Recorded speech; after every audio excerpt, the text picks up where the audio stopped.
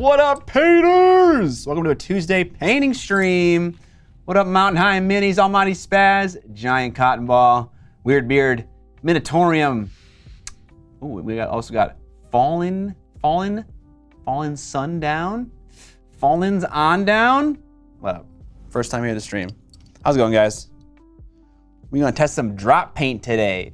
I was cleaning my HPBH before the stream, or I was trying to. What he was actually doing was ruining it. Yeah, I ruined it. Yeah, I pinched the nozzle closed, so that wasn't good. Don't do that. Pro as heck. So pro. I just wanted to test the drop paint with a cleaner airbrush, and I just shouldn't have fucked with it because it was working just fine. I just wanted to do a nice little thorough cleanup. Scotty Tuhati, what up? Yeah, we had a few subs come in before we went live. We had Sir Grunty, Disruptive Girl, Babaladukser, and the Almighty Spaz. All subbing. Almighty Spaz, 4 months in a row. Oh, nice. Thank you guys for the subs. We appreciate it. New top patron here. Really enjoying your podcast and my paintings recently. Ready for a 3-hour sesh. Hell yeah. Welcome. Thank you for supporting the podcast. Pansy Bear just subscribed. Don't forget your Prime. I will not. I'll never forget to shill Prime. Fuck. Okay, this one's stuck too a little bit, but I'm not gonna fuck with it. I was gonna break it, and then I'm really gonna be fucked. Okay. You just reminded me where I put my hat down. Nice. On your head, maybe? Shout out to the teeny weeny beanies. Love me a teeny weeny beanie. All right, we'll just clean the needle and we'll put some oil on it. How about that? Oil.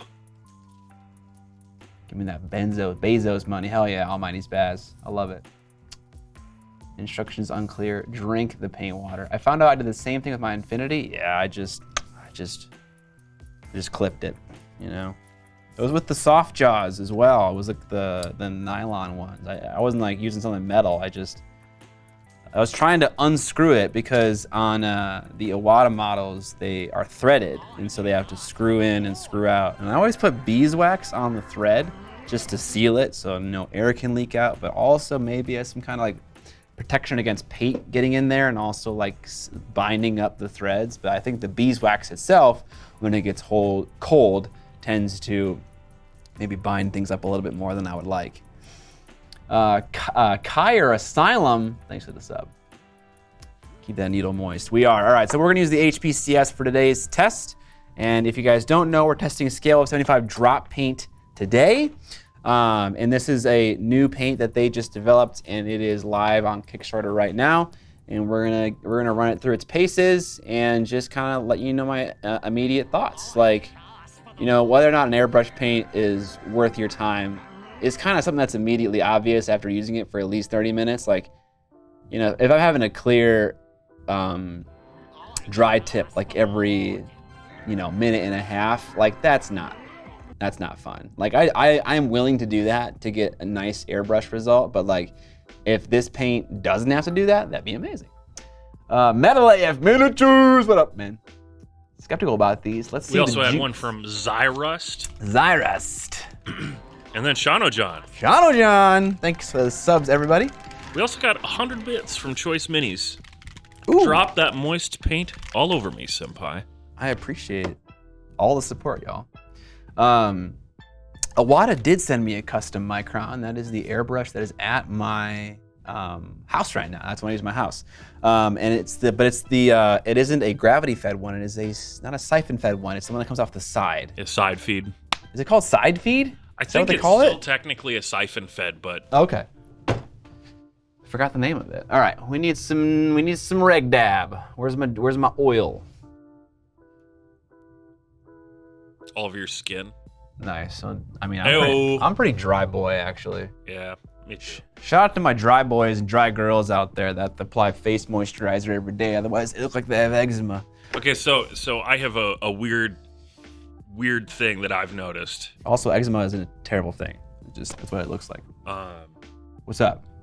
So, you know, I work at a radio station, and I don't know if it's people don't wash their hands or if I'm just unique or something, but like the keyboards that some people use at their computers get so encrusted with like grime like a caked on layer of gross, oily garbage. It's shocking. And it happens so quickly. I don't understand it. Like So greased quickly. keycaps or whatever, that's normal. You know, after hundreds of hours of use for PBT keycaps to get a little shiny, that A little kind of thing. keycap shine, yeah. Yeah, that's just wear and tear. I'm talking like layers of like flaky trash, and like it takes less than a year. I just don't get it. It's so gross. That sounds pretty gross. I had to clean out a keyboard. Alex's keyboard. It was fucking disgusting. But that was like after like a decade of use. Ugh, Alex, gross. Oh, it was me that was gross. Oh, okay. It was my keyboard. I gave it to him. It was like dog hair in it and stuff. All right. Anyways, first bit of feedback for you, scale of 75. If you are listening, this is not a helpful bottle for me as an end user. I'm not gonna pour this into anything. Just put it in a larger dropper bottle. Then I can use this bottle. I'm gonna put it in another one to make it useful to me. So just do that. If you're gonna make like a big one that you can use as a refillable, make it actually big. Like this is still pretty like handheld size. All right. Anyways, I got some. I forget what they're called, but they're things from Cursed City. Maybe they're called mysterious objects or stuff like that. But we're just gonna do some airbrushing on these guys today. The paints I'm rocking today, I don't know. I got quite a eclectic mix of paints here. A grassy green color. Actually, you know what? Let's do this. We're gonna squirt them out. Not a pleasant term. Let's just take a look at what the colors actually are, because they are in these bottles that kind of obscure the color of the actual paint a little bit. Shout out to Vallejo for finding dropper bottles that are just perfectly transparent. Love that. What up, Krish? Make them psychedelic, yes! All right. Oh man, my skeleton's seeing things. Are these? Well, these are sealed still. I thought they sent me used ones, but maybe some of these are used and some aren't. All right, we got pop these boys. The Super Gamer Boys gifting 5 subs. Ooh, Super Gamer Boys. As you can see on the Scott hasn't talked about it, but on the bottom bar we are giving away some Scale 75 paints. We've got the instant poison flasks, green colors. Yes. So we're gonna waste some instant paints when we hit 50 subs and 3 subs, and then we'll do a little giveaway. Jay Peso 464. Thanks for the Prime sub. 4 months in a row. All right. One thing I did notice about these paints is that they do split. At least when they came to me, they were already split, and it requires a great deal of shaking to get them to mix together. You would think with an agitator and thin paint that it wouldn't be that hard, and I'm kind of like, I'm a pro paint, shaker. I'm pretty good at this. Ha! Still got some weird greenness at the bottom of the pot here, so I don't know why it's so hard to mix, but I'm not gonna beat myself up about it. God, these are all fresh. Okay, we got a green. We got a desaturated, I don't know, orange, golden yellow. Okay. Interesting. This is taking too long. I have 3 kinds of yellow. Kind of like a, ice yellow, more of a rich saturated yellow, and then something in between the two. Cool. Good, better, best. That's what we call that. Right, yes. I have a desaturated orange, kind of golden yellowy color, but it's got some green in it, and a more fiery orange. Okay, interesting. We got that green. Potentially this is, are there paint names on here? Not at the moment. Okay. Just Josh and you 34. Thank you for the sub. Are you a Scale 75 user? Thoughts on the overall range? I am. I've been a Scale 75 user for 8 years. Long fucking time. So I got kind of call it a grass green color, and then maybe one that's a little bit more blue. So this is like a warmer green, and this is like a cooler green, but they're very close in value. I've been using it for a long time. Thoughts on the overall range. Matte paint's overrated. It's useful for when you need matte paint, but it's not the end all be all. I don't know, they blend really nicely. They're kind of creamy in consistency, and that's helpful. I feel like I'm so far removed from using any other paint as a paint range that I don't really know how they stack up against other ranges. I feel like I would need to like paint a whole model with Vallejo to be like, you know, kind of figure out what you're missing, you know? You know, when you like, you know, you get used to things, take them for granted. And so, I think I'm taking some things for granted with scale 75, and a little break away from them would be helpful to kind of figure out what about their range I actually like. Wow, okay. So the tip of this one seems to have broken off. What'd you do? I don't know. I mean, like this one's also kind of like got paint all over it, so. I don't know if it's supposed to be this kind of like minty color, and it's not, I'm just like not mixing it well enough, but it might be that I'm not mixing it well enough. Okay, so I have like an electric green, or sorry, like a minty green, a minty white green, which I actually love that color. Like that is a fucking nice color, if it actually is supposed to be that color. We got some blues here, kind of an ultramarine blue, and then more of a, oh, is this like a dark blue? Oh my God. Chad, I see where we're going already. I didn't realize they sent you this many colors. I thought they sent you like 5. No, I got a couple here. Shook too hard. Smashed thumb, thanks to the Prime sub. That was a good video idea. I mean, a paint range comparison has been on my list for a very fucking long time. But it's just like, it's just so much work to like do it the right way, you know, to like actually compare all the paints and like, you know, test everything like. Yeah, the last time that there was a paint test like that on your channel, it wasn't even you doing it. I know, I've never done one. I feel like I would almost, in order for that video to get done, I would need to actually like reel it back. I need to be like, okay, we're actually not gonna test all the ranges. We're just gonna test like the top 7 that are like worth our time. I wanna check this paint out. It looks like it's a dark emerald green, maybe. It could be more blue, but it's pretty dark green. All right, so that's another, so I have 4 greens, 1 blue. I wish they would send me like white and black, and then kind of an ultramarine, and then 2 purpley colors. Or maybe reds. Maybe reds. They're handwritten on the sides. Yeah, I saw that. I think they might be in Spanish. Oh, you have 2 of the same color. Morados. Any Spanish speakers? Is that a Spanish term? Is this basics? V.basic? Did someone say drop paints? Someone did say drop paints.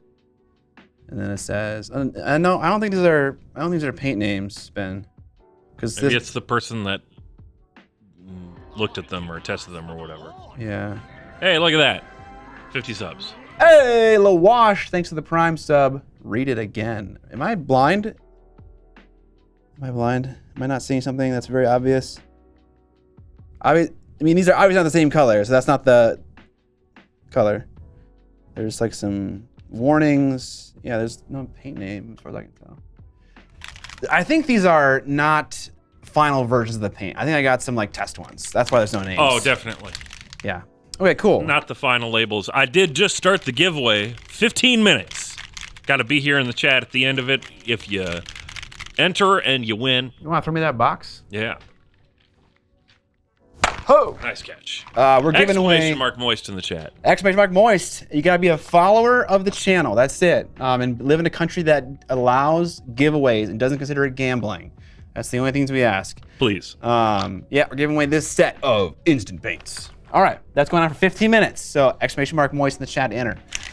All right, these 2 purple colors aren't the same. One's kind of more of a pinky color and one's more of a deeper purple color. But yeah, first thought, I have never had a paint range be this hard to mix together, at least as far as I can tell. Some scale colors are actually really hard to mix together, but you can't really see it on the outside of the bottle because the paint's so thick.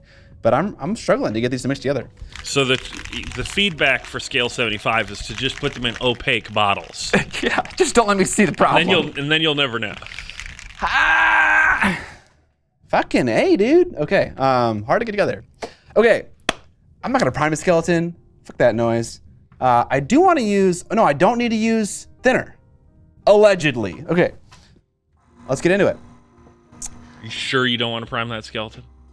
Should I? Is that the best test? Should I do that? I don't know what it's designed to adhere to. I'll do it. I'll prime it. We should give it the benefit of the doubt. Marcelo 107 subscribing with Prime. Thank you, Marcello. No vortex mixer. I had one, and then I doused it in water, and it died. And then I was like, I don't need a vortex mixer. I do think vortex mixers are definitely a luxury. I haven't had one for like a year, and I haven't missed it other than right now. It's not just a luxury. It's something that avoids repetitive stress injuries. Oh, okay. That sounds legit. I don't know if it is.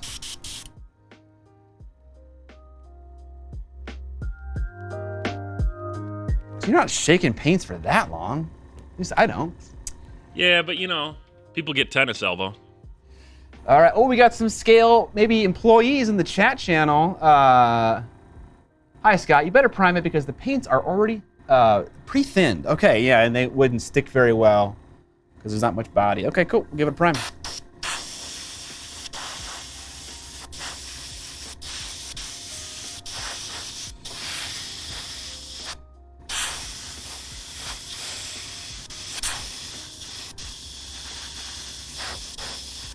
So today we're rocking a Wada HPCS. For those curious about the deets. And we are testing Scale 75's new drop paint, which is live now on Kickstarter.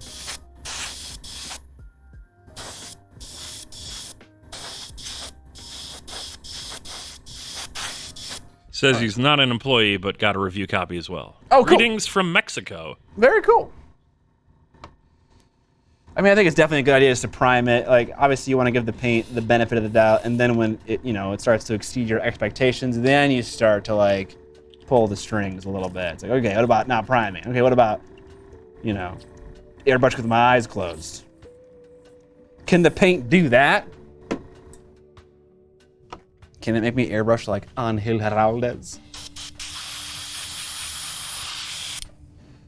All right, let me clean this. I'm gonna let that primer set up a little bit, and then I have another model that I want to paint that I think is going to give us a better idea about how this paint is going to operate. At least while that primer sets up. Oh, actually, thank you. We are going to be doing a lot of airbrushing today, and so I am going to put a mask on. Appreciate the call out, GOF cartographer.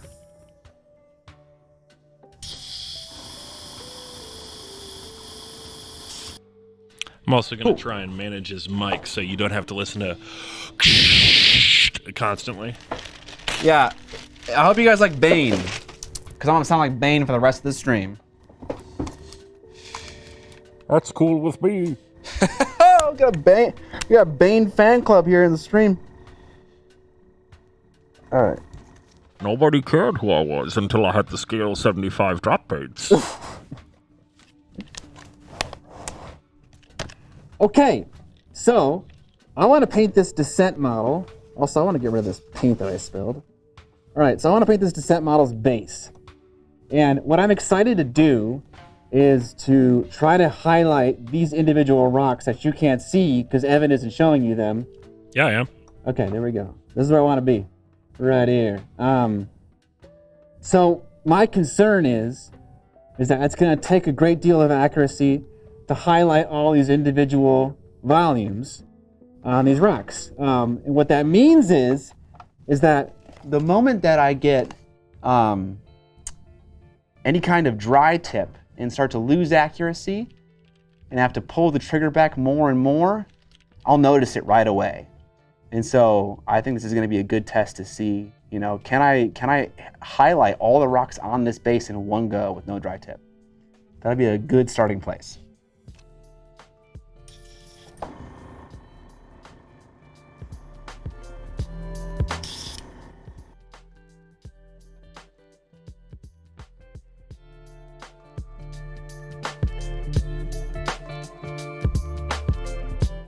Thinner, I mean, supposedly.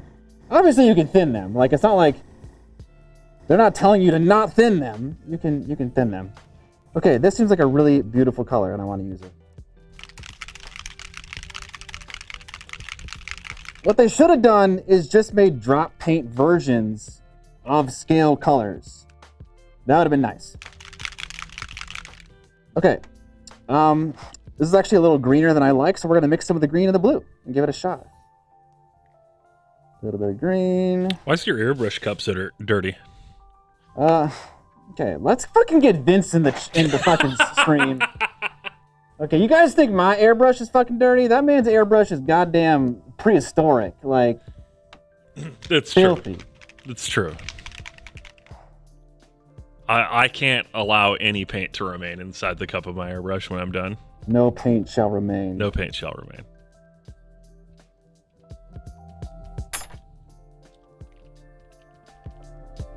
All right, all right, all right. You know, I should be able to put the needle cap on because I shouldn't be getting dry tip, so I shouldn't need to clean it. So I'm gonna put it on so I can do a little bit of back blow mixing here.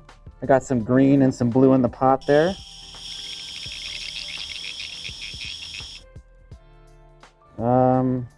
Okay. That's still very green.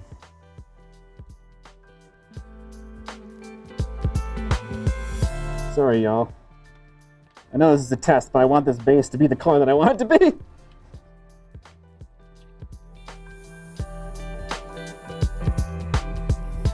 All right, let's try this purple out instead. This guy's kind of purpley. We'll do some purple and some blue.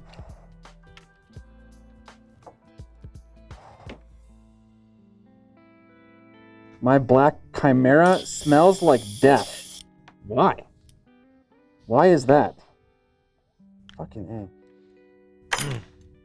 For those that think we're joking about Vince's airbrush, here you go.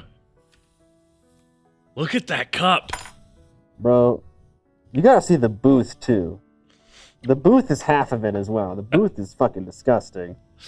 I love you, Vince, but god damn, man. God damn, bro. Okay, let's give it a shot. God. 2 of the bottles they sent me are just like, ah! There's like leaking paint everywhere. Oh, like in the cap they are. Okay. About right here. That's way too high a pressure. There we go.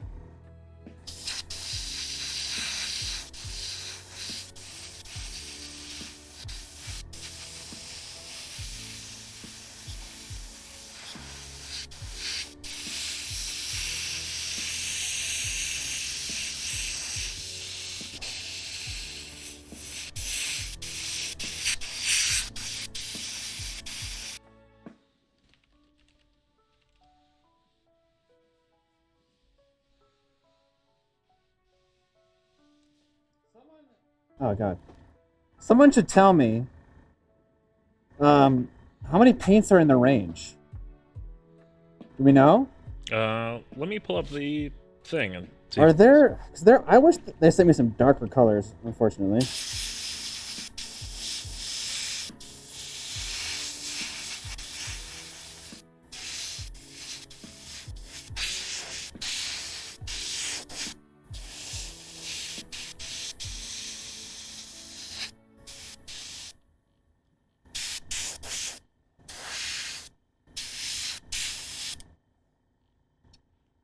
Okay. They say 128 new acrylic colors. Oh damn. All right. That's a lot of colors. Okay. 16 sets of 8 colors each. My money. This is after base coating with a dark color, and dark colors tend to be a little bit more forgiving than light colors when it comes to paint buildup on the needle. It looks like the needle is coated in paint. Maybe there's not buildup quite yet, but now we're really gonna figure it out. So let's grab that. Let's do the yellow, because there's a lot of yellow in this character, and continuing the purple and yellow vibe on the base wouldn't be a bad idea. So let's clean the airbrush out. 4 minutes left in the giveaway, guys. Exclamation mark moist in the chat if you'd like to enter, as long as you are not in a locale that says you're not allowed to enter giveaways. You should know better. Sweep Fast asked in the chat. There's gotta be a better way to do this. There's a better way. Is there a better way to do this? You just got to get a mic inside your mask.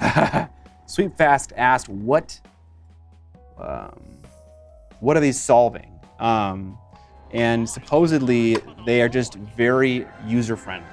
So they're not going to cause you, they're not going to clog, they're not going to cause, dry tip, all these things that are annoying about airbrushes.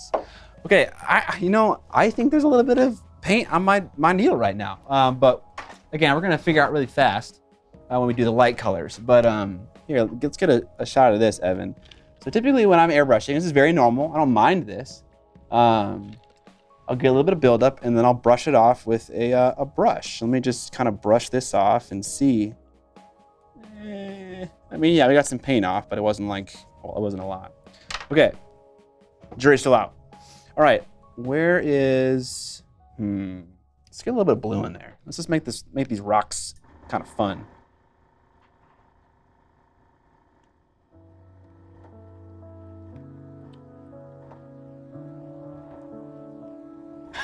God damn, Huddleston.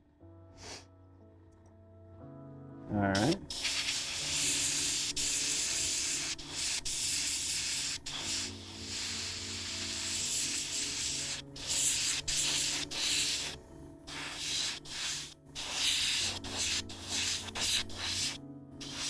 Fun.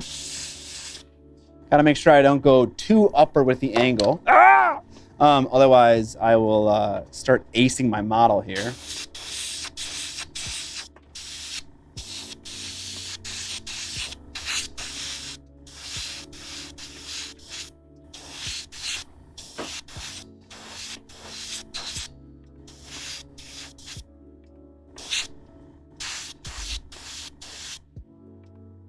All right, so now we got kind of like a purpley to like a cooler purple to a warmer purple gradient from the bottom of the base to the top of the base.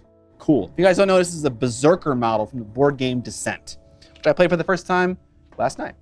It's pretty okay. Do you ever use flow improver or just straight retarder? I never really use either.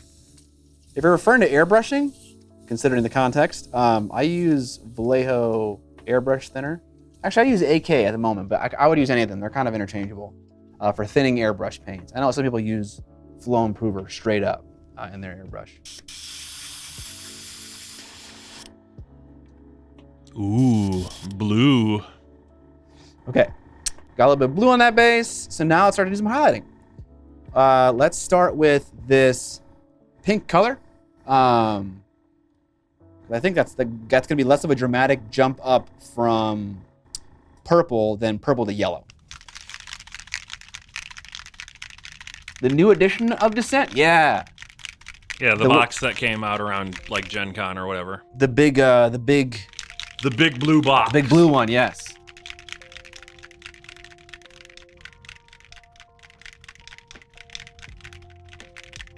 What's the cutout for the base? You put a little color square in there to indicate what mob it is. Playing with the app, is there an option to not play with the app? Because I would do that. So here are my brief thoughts on Descent. The app just handholds you way too much. It's like I feel like I'm not doing anything. I feel like, when I play a complicated board game, I don't want to play a complicated board game. I wouldn't play Descent if I didn't expect to sit there for 4 hours and be a fucking geek. Like the app is just like, okay, little boy, now roll your dice. Here's the monster. It's kind of like, I want to do more than that. But it's more. I want to be free. Yeah, free me. So it's a challenge. I get to criticize, but it's like, how do you make a complicated D&D in a box experience without having a lot of app integration? Play D&D with John. I don't want to play D&D. I want to play a board game. I love board games. All right, so this actually turned from magenta into a very light pink. Cool. So let's do a little bit of this. Maybe that's a feature. Yeah, yeah. They're paints that you can change the color of yourself just with a little bit of elbow grease. I would say that the combat was So, okay, to me, I like killing stuff, okay? If a video game doesn't have killing stuff in it, I don't want to be a part of it, okay? Same for board games. I like to murder stuff. So combat's really important to me. It's like the Did main you know part. that you're married to a murderer? Oh, okay. Cool. Like, combat is important to me in a game. And so I want it to be compelling. And I would say Descent is definitely not the worst, like, D&D in a box experience I've played so far. In terms of combat, it's kind of like, it's like in the middle of the pack. So it's like not the most compelling combat I've ever had, but it's also not the worst.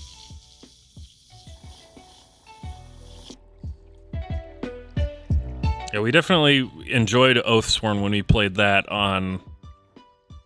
What day was that? It was like a week ago? At least a week ago. Yeah. That was fun.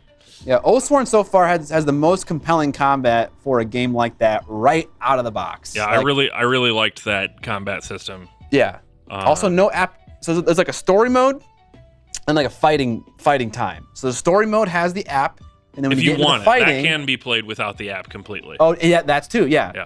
But the fighting mode doesn't need the app at all. You're right into it, and I love that. Okay. Anyways, I love the terrain in Descent. I love how there's verticality. That was so much fun. I love the items. I love how characters can make individual choices that impact them as individuals for the rest of the campaign. Not like we made a choice. Like it's like okay, party, path A or path B. It's not like that. It's like, okay, what kind of warrior do you want to have? One who's like by the books, or one who's loyal to like his kin, like, or more like loyal to his employer. You know, it's like you get to pick those choices for yourself as an individual. So that really kind of gives you that D&D experience. All right. Got some kind of like magenta-y color. I tried to mix blue into it. I keep trying to mix blue into these colors, but it doesn't seem to really be doing anything. Congrats to Debug Draway for entering. Drawray? Yeah, that's probably it. Did he win the giveaway? He did. Debug Drawaway. Already sounded off in chat, too, right away. And then we just got a sub from SLight01. Resin Mantle, thanks for the raid. Or Slight, you know. The pressure down now, so that I can start to do some highlighting. Less pressure means that I'm going to get less spider webbing, which allows me to be more accurate with the brush, get closer to the model. Ashline Gaming, thanks for the sub. All right, Evan, let's get some painting cam action. Sorry, I'm typing to the giveaway winner.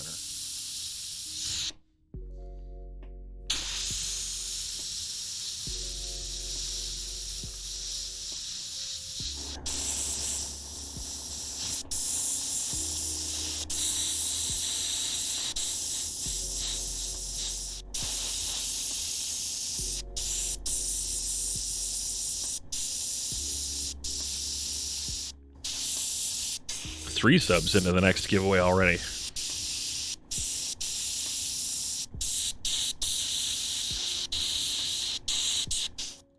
Okay. Able to have enough accuracy to kind of light up some of these rocks with some highlights individually.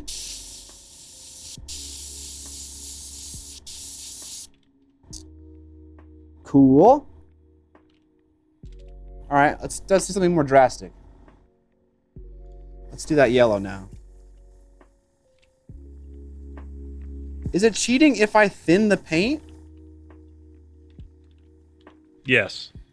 Okay. We're going unthinned. And I don't think they necessarily say don't thin it. No, they don't say don't thin it, but they do say no more clogging, no more measuring out ratios, no more coverage problems, no thinning needed. Oh, I'm still getting a little bit of buildup. Swift Thistle, or if it's Swift Hissle, thanks for this up. Or Swift Thistle? Swift Thistle. It's one word.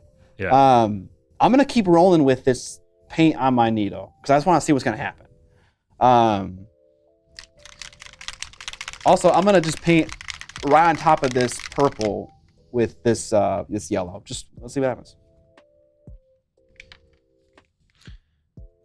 Our next giveaway is Deja Vu. We've got another set of Scale 75 paints. Woo! This one is the Berserk Potions Instant Colors Brown Colors set. Ooh. What do you think, Scott? Should we throw in something a little extra, maybe like a pin or something with this? Oh, it'd be a little Miniac enamel pin. Sure, I'm game for that. How is Scott supposed to get turnt on paint fumes if he wears a mask? Oh shit, I keep forgetting about that. Thank you, chat, for keeping me honest. It's the kind of thing that like can damage you over the course of a lifetime, right? It's like, you know, coal miner's lung or whatever. right? Black lung. It's the same thing with wearing a mask while doing like resin printing. Right. Will it kill you the first time you breathe in resin fumes? No. Will it cause irreparable harm over time? Maybe. Don't do it. Mike Genie, subscribing again, 14 months in a row, 27 months total. And you know what he has to say? Wieners. Nice, Mike. Nice. Well done.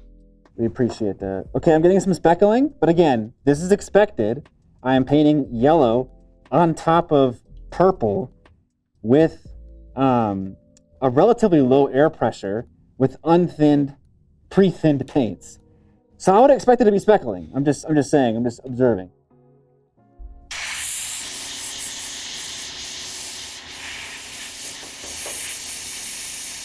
All right, 1 second, y'all. I got a delivery. I think Amber's got it. Oh, okay. Amber's got it.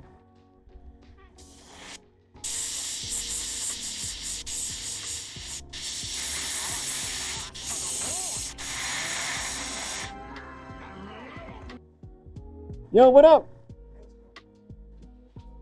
Yeah, I don't know if you guys can see this. Definitely getting some speckling. Huddleston, thanks for the Prime sub.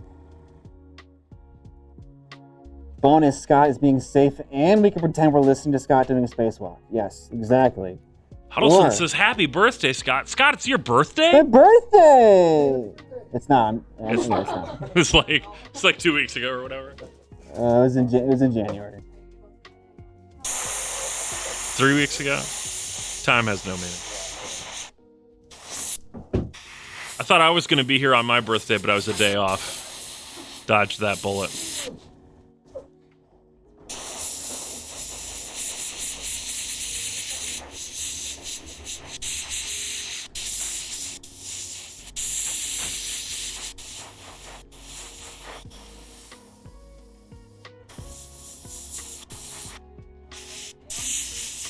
Do I want an open mayo? Oh. Sure. Ooh.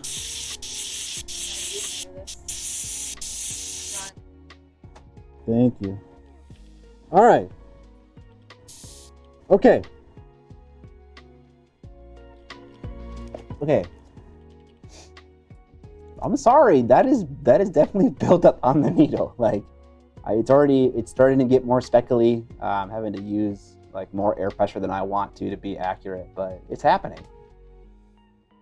User error. I don't know. I saw Angel Heraldez on Instagram like do some test, and he was like he was fine with it. All right, here's what we're gonna do. We're gonna stop painting a model, and we're gonna start painting my cutting mat. Very fun. All right, I'm gonna clean off this needle.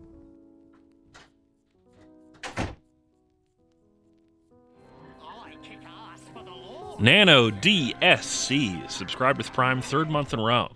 Thank you, Nano. Oh, actually, not the 3rd month in a row. Just 3 months total. I lied. You're not that good, Nano. Time to paint spoons? No, cutting mats. Ooh, should I get the spoons? No spoons. We're an anti-spoon hobby office. Forks, You then? won't find any spoons in our cutlery section. Knives. All right, so I'm gonna just paint some lines on my cutting mat. Here, we can try to focus on that. Just to see, like, how long can I go for? Jesus fucking Christ. How long can I go for before I start to get buildup issues with a light paint? And again, I would expect this to happen. But I said it wouldn't happen, so here we are.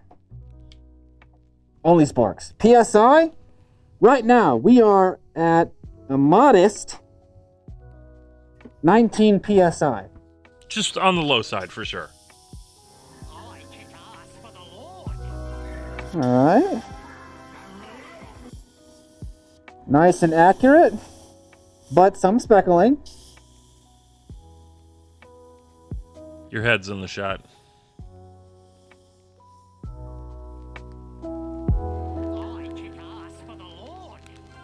So the question is when am I not able to keep making lines this thin? And when do I have to start pulling back harder on the trigger to increase the gap between the taper of the needle and the hole of the nozzle to overcome the blockage that's on the end of the needle? Does that make sense? I feel like this would be great for like a little picture right now. But I don't got one.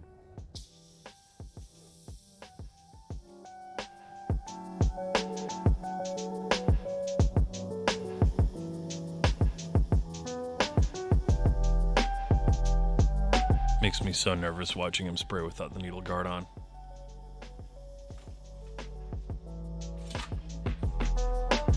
Okay. Bye.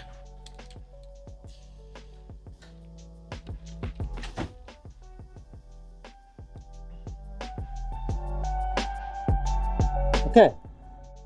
Scott, would you say that you generally prefer lower PSIs? Is 19 PSI a low PSI? I would call it low PSI personally, yes. I run 25 to 30. Okay, so the thing with, I don't know, it depends on what I'm doing. If I'm priming, I'm like ripping it at 35 or 40. Oh yeah, if I'm priming, I basically just crank it to the max and just send it. Yeah, that's exactly, when I'm base coating and priming, I rip it. If I'm doing some, if I'm doing like highlighting, like a zenithal highlight, I'll still have it on pretty high PSI. Like 30 PSI.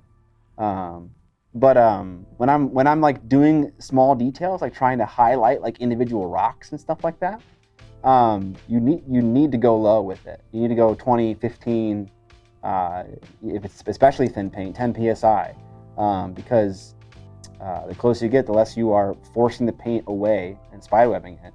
So yeah, I drop down to like 20 very often. Okay, I just noticed something very strange. I was holding the trigger down and making a bunch of squigglies, like for a while. And then I just stopped, checking the buildup. And then I could no longer make the same squiggly lines. But it's almost like if I just kept holding the trigger down, I wouldn't have had a problem in the first place. But because I stopped and then started again, I had a problem, which is kind of weird. I don't know, it makes sense actually.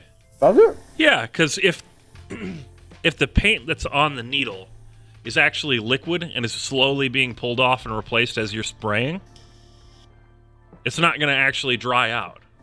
It's just going to continue to cycle through. But as soon as you stop, that stuff that's been on the needle dries. You sit there for 30 seconds and then you go to spray again and now there's a dried layer of paint on it. Seems like Rufus Kit agrees with you. That does stand to reason.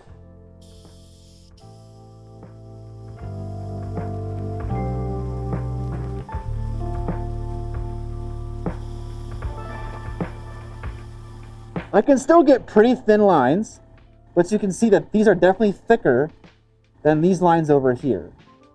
And that's how airbrushing, I think, works for the majority of mini painters. Like, they're gonna airbrush a little bit, they're gonna stop. It's all about doing that pulsing, right? Because you're gonna apply paint, you're gonna apply straight air to dry that paint, and you're gonna kind of keep pulsing it. You're gonna do these little pulses. That's how most people airbrush that I know, that want to get like a really nice, small, minute changes. Okay, and so, confirmed, I'm getting dry tip. I don't know if it's a me thing or if it's a product thing, and it is making me not able to paint as accurately, and I would need to clean my needle off. Is that normal? 1000%. So this meets my expectations for normal paint. It just didn't for this particular paint that I thought wasn't gonna cause that problem. But I feel like I'm doing something wrong. So if someone thinks I'm doing something wrong, let me know. You live in a cold, dry climate as well. Yeah, but it's heated in here. Do you guys airbrush a lot? Typically, you thin your inks. Yeah, we do. I do. Do you still push air after you stopped the paint flow to get rid of the paint? Absolutely. Basically, there's air constantly flowing out of the airbrush.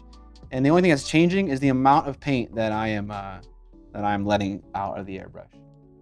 What's the humidity level? I don't know at the moment. I don't know what it is indoors. I'm gonna guess it's about 50%. Okay, that makes a lot of sense, Mike Genie. Based on this very small test we just did, Mike just said that Angel was doing a bunch of thin lines continuously. But if you stop and the paint dries in like 2 seconds, 5 seconds, because it's acrylic paint and there's a small amount of it, it's gonna dry, and then you're not gonna be able to paint. Okay, so let's try a different test where we're airbrushing like we would airbrush on the model, doing very small pulses to see. I'm assuming the same thing's gonna happen, but it's worth testing. So we're gonna clean off this buildup here on the tip,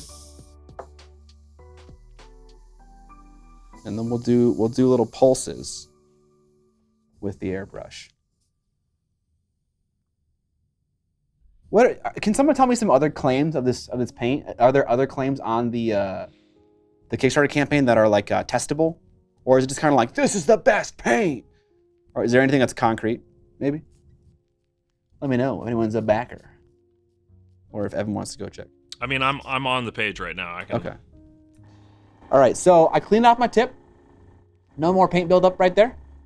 And so now we're gonna do some little pulses.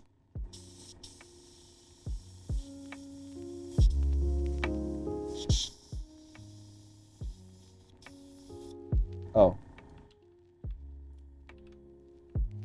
It's all right. Okay.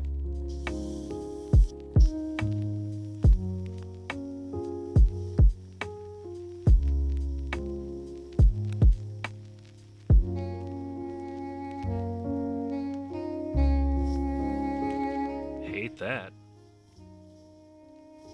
I just opened that in a tab. Oh god.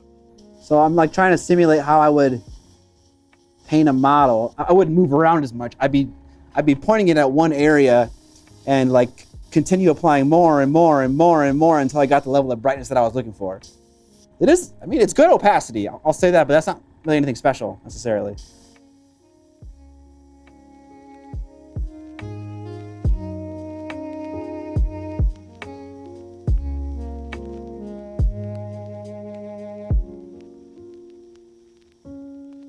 Okay, I am needing to pull the trigger back more and more and more to overcome the growing lump of paint on my my needle.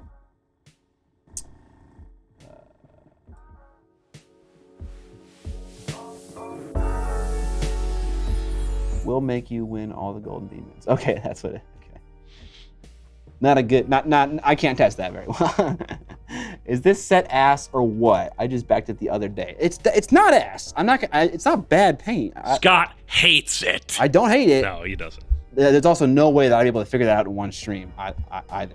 Also true. It seems like pre-thinned airbrush paint. Yeah, I mean, there are other airbrush paint ranges that seem to be capturing on the same idea. Yeah, like I mean, it seems okay. Let's test that. Let's get another airbrush paint. Let's see how it compares. Hopefully, I have a similar color to the range because it wouldn't be fair to test like a black, for instance, to a yellow. I'll clean the yellow out of this airbrush and see if we can do a little comparison. I know I have some Vallejo air paints. I don't know if I have many though. While you're doing that, let's take a gander at the blurb from the Kickstarter. Okay. Here is the solution for quick and easy airbrushing. Scale 75 drop paint. The new line of acrylic paints from Scale 75 with its formula and ease of use, it is set to revolutionize airbrushing. Not sure it's living up to that claim. No. These paints are suitable for all types of model building and visual arts. They can be used on all materials and, this is in all caps, do not need to be thinned with any other product. I would still want to thin this, by the way, for applying nice, gentle, small highlights. Because I got speckling still, which is like, that's normal, but I still want to thin it. I think Mike is hitting the nail on the head here. It seems like normal paint. turns out that when any paint range claims that it is, in fact, different than all the other paints, it ends up being not really that different than all the other paints. The only exception I can think of to that is the transparent paint movement with contrast paint and speed paints and all that stuff. Which, when contrast paint came out and claimed to be different than all the other paints on the market, that was kind of true because it was targeting a different thing. I think when scale color first came out, that was the same situation. I think there wasn't a paint like that on the market, a very ultra matte, kind of thick and creamy consistency paint. Now it's more common. I think when Chimera came out, that was like a smaller version of that. I'm not like other paints, Scott. What do you mean? I'm not like other paints. I'm not. I'm unique. I'm special. I'm quirky. All right, we got that nice and clean. We'll do some backflow too. Okay, also... What's new about drop and paint? No more clogging, no more measuring out ratios, no more coverage problems, versatile airbrushing, and a new simple and easy way to work. What's the ratio thing? Because they're saying, oh yeah, I need to thin my paint at a 50-50 ratio. Also, or three drops of thinner to 2 drops of paint or whatever. They're making it sound like they're solving more than one issue by just breaking it up and defining it in 2 different ways. Yes. Okay, whatever. Yeah. So the other thing about that I just kind of realized about paint ranges in Kickstarter is that they can sell thousands of these ranges right now with not really real knowledge about the range. And like, is there a feedback portion for Kickstarter about products? Like, I got this, a year later or whatever, and I didn't like it. Because like, when you go to market, you'll get trickle sales and you'll get reviews at the same time as you get those sales. And so your product will live or die based on that feedback. But on Kickstarter, you can just sell a whole fucking ass range and no one knows shit about it and people will just buy it. Like, if you want to say it's going to revolutionize airbrush, show me why. Don't just paint with it. Like, what's in the fucking paint? Like, what's different about it, like, compared to your normal stuff? Like, show me how you change the game. Don't just paint with it. Tell me why it's different. Put your money where your mouth is. So I'm watching they have a blurb about it being slow drying. Okay. And they are absolutely dousing this model. Yeah. Like, trigger all the way back on their bursts. Also, I want to, just because I am having a small problem right now, does not make this paint bad, okay? Or does not make their claims false either. This is not entirely a scientific test. So like, don't go shouting from the mountaintops that Scott says his paint is shit and he hates it. More testing is required, but so far it's not very compelling. I'll say that. All right, other airbrush paint. Let's see what I can find over at the old paint rack. All right, we got some tank brown, classic Ben Comet's favorite color. We have some metallic colors that Do you still have those Army Painter airbrush paints laying around? Oh, for sure I do. They probably have like a sunny yellow in that Dang, range. you're totally right. That is 100% the answer. I got the big brain around here. It's because my head's really big. Big brain. Oh, also, no, the Vallejo stuff we got was not. They only sent us game color and their definitely paint. not contrast paints. Yeah, there it is. The Mega Air set. Or sorry, the War Paints Air Mega set. All right. Mega set. So we're going to test this compared to Army Painter's airbrush paints. Just because that's the most comprehensive range I have. So we'll be able to find a color, like Evan said, very close to the ice yellow, whatever you want to call it.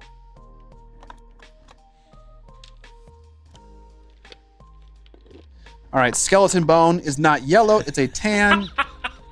Exigent Midnight says, I used these paints once and woke up in a bathtub full of ice and missing a kidney. Scott was right. Miniac spreading that influence like the Spaniards back in the day. What the fuck? What does that mean? I'm concerned. This paint ruined my life. Scott said so. Last paint stream Scott ever did. They probably just added more tartar than you'd probably get in a paint. In some climates, they claim about no dry tip probably holds true. And in the colder climates of the U.S. Midwest, probably a bad claim to make. I mean, very true. There could be a humidity thing for sure. Yeah, I mean, we could put ourselves in a humidor and see how it works. But hold on, pause on that thought. If that is the case, about humidity, then don't you think that other airbrush paints that are causing us problems here in the States would already be solving problems from them in moisture climates, thus rendering the claims about this airbrush range like not, false and not needed, right? Kind of. Can we not assume the opposite? No, I think you're on the right track. I think it's just what it boils down to is pretty much every airbrush specific range, whether you're talking about Vallejo Air or Army Painter Air or this drop paint, is targeting the same thing, which is ease of use in the airbrush more than anything. Here's what I'll say so far. In terms of ease of use, the paint seems to be mixing. I don't see any other lingering colors in the bottom of the pot or anything like that. Studio sauna just makes sense.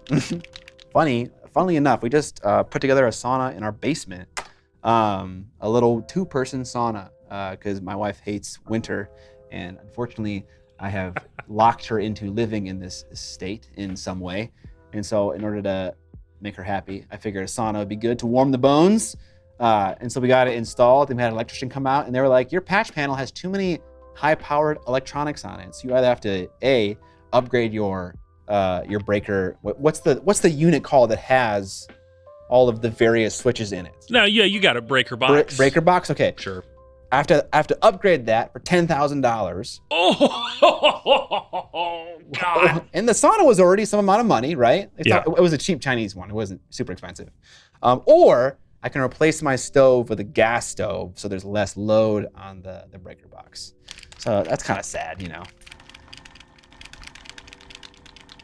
Well, some way? You mean marriage? No, I mean work, employment. We're kind of stuck in Minnesota a little bit for the time being because of my job.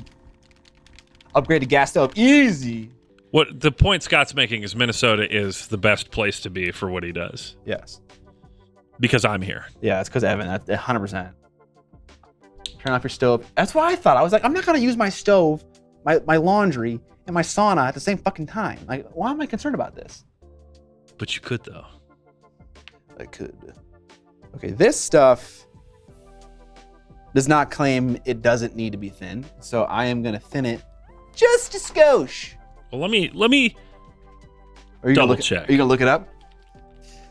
We're testing all kinds of company claims today. Damn right. People act like running a gas line is a free thing. Yeah. So there's a chance that there already is a gas line running in my house to the area where the stove is. But yeah, that would be an extra expense for sure, Rufus.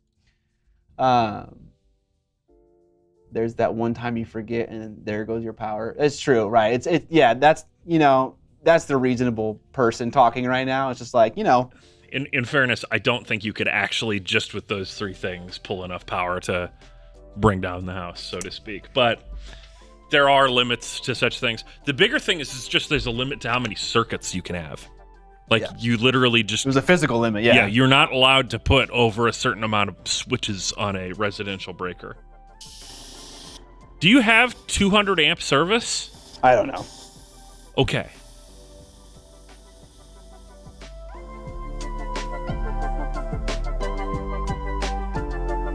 Oh my God, Army Painter, please stop asking me to sign up for your mailing list.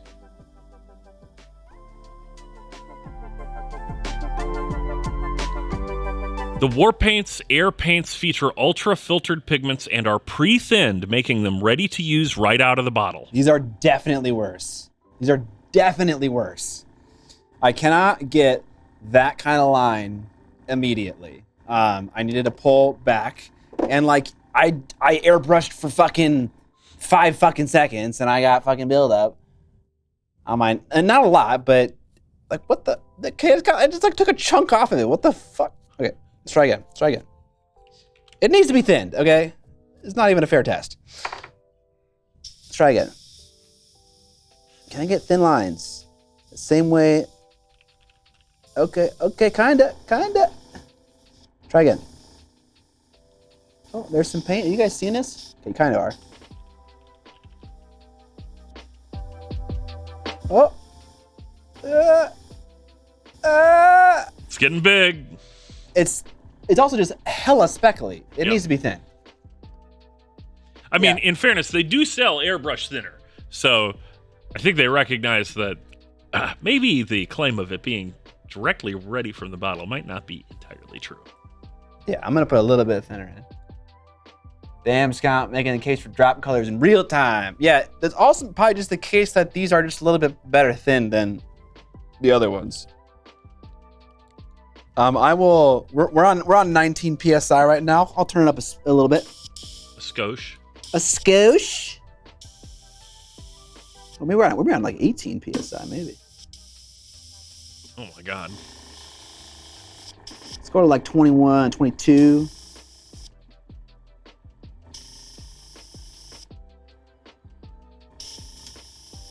There we go. All right.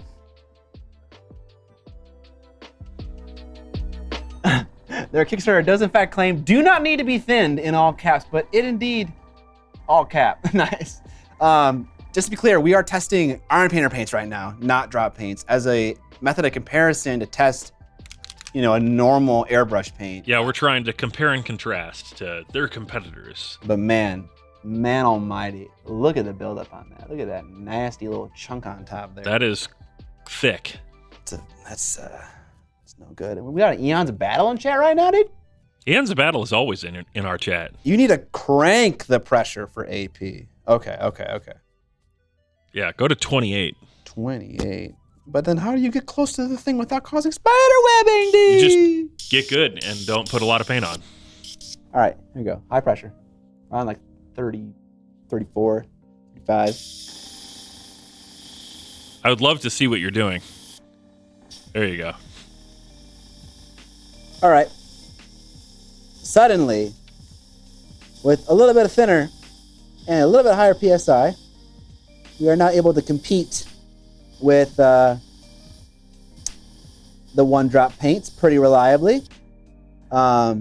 Jesus fucking Christ. Is my needle bent? Like, look at this. Okay. It almost looks like my needle is bent, but I'm pretty sure that's just buildup. Could be bent. It is. It's just buildup. That's crazy. Okay.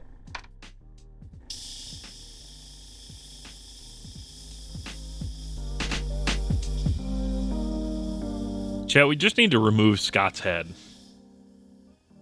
Also, you're painting behind the chat now. I can... Fucking A. I need a black piece of paper. You know what? I fucking have black paper. What am I doing?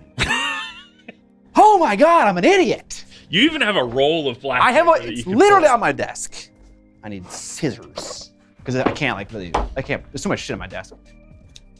Chat, I'm going crazy. He's a professional, I swear. Hardly. Kind of. Oh. Oh. Oh. Oh, sweet. Someone's trying to scam me on Discord.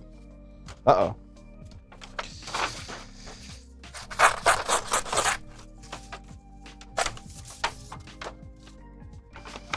You know, when you get a random unsolicited message from a person on a server that you never go on, and they go, hey, you want to buy my NFT? Hey, Evan. They don't know my name.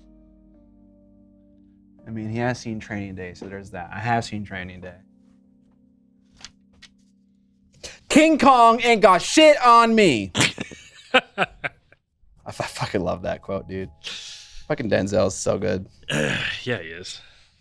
He's in a lot of fucking movies. He's in a lot of movies, and some of them are complete trash, but he's never complete trash. No.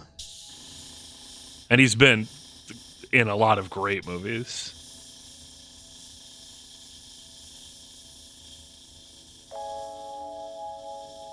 I'm doing the pulse test again with Army Painter just to see at one point, okay, I can no longer make the same size dots that I was able to do, and that was in like fucking 6 seconds. Okay, so here's what I'll say. It's impossible to know if they're the same levels of thinness, but with a higher PSI and a bit of added thinner to AP, we could start to compete with drop paint. But it still caused dry tip omega fast, like definitely faster than drop paint.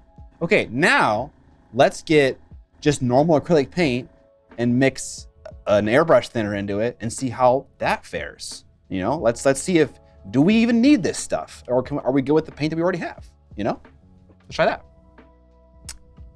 Perfect Denzel. Have you seen Fallen, Scott? No, I haven't. But have you seen the movie, have you seen the movie called The Faculty? Have you seen the movie called But I'm a Cheerleader? You seen that movie? Huh? How about 10 Things I Hate About You? I'm on a 90s spree right now. Apparently. With Usher? Yes. Oh, yes. Okay. Fucking Guy Montag and Mike Genie, dude. Faculty is great. Okay, cool.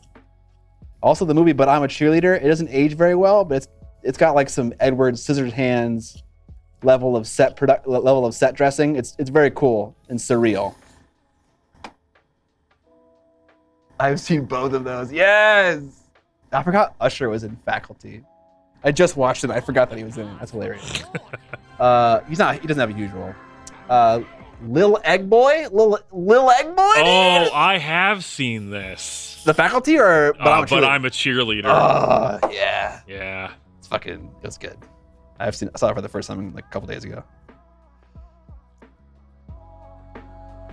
Colbert was a teacher? I don't think he was. Scott just named 2 movies I've never seen. What the fuck is happening? Okay, not gonna lie to you, my friend. I can probably do that all day long.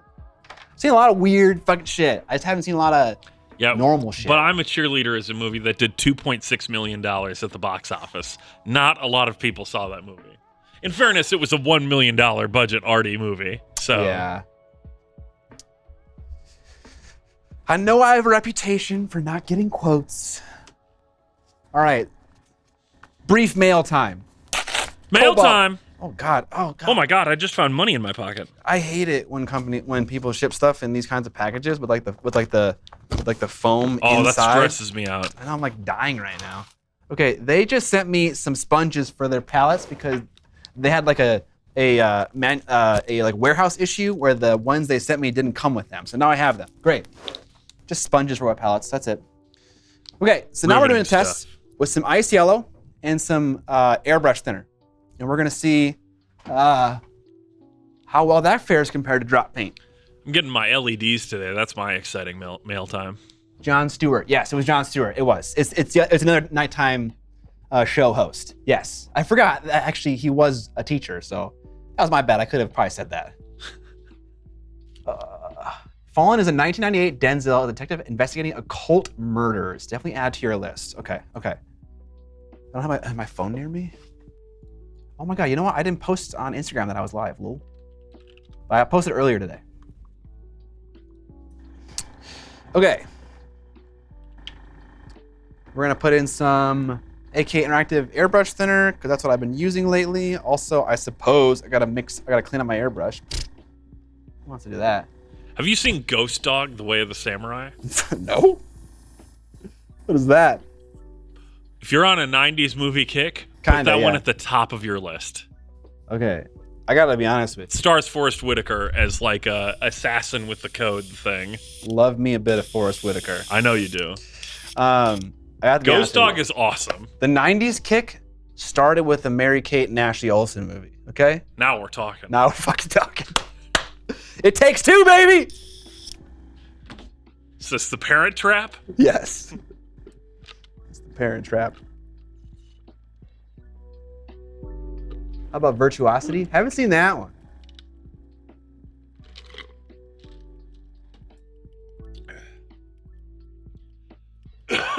Egg Boy was the first entry in the ancient Egypt cinematic universe. Yeah, dude, Lil Egg Boy, dude.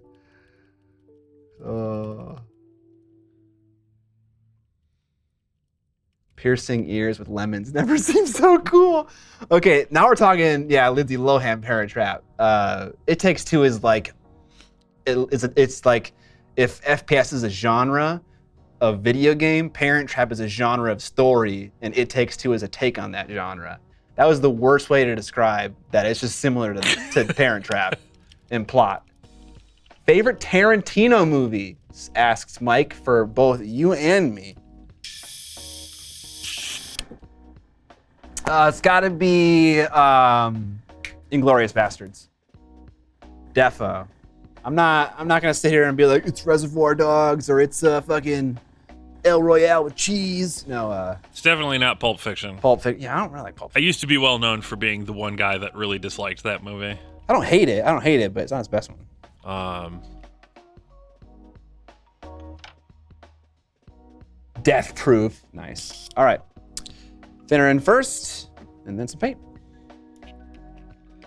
I can't really say anything other than Once Upon a Time in Hollywood. It really is a masterpiece. But I enjoy that.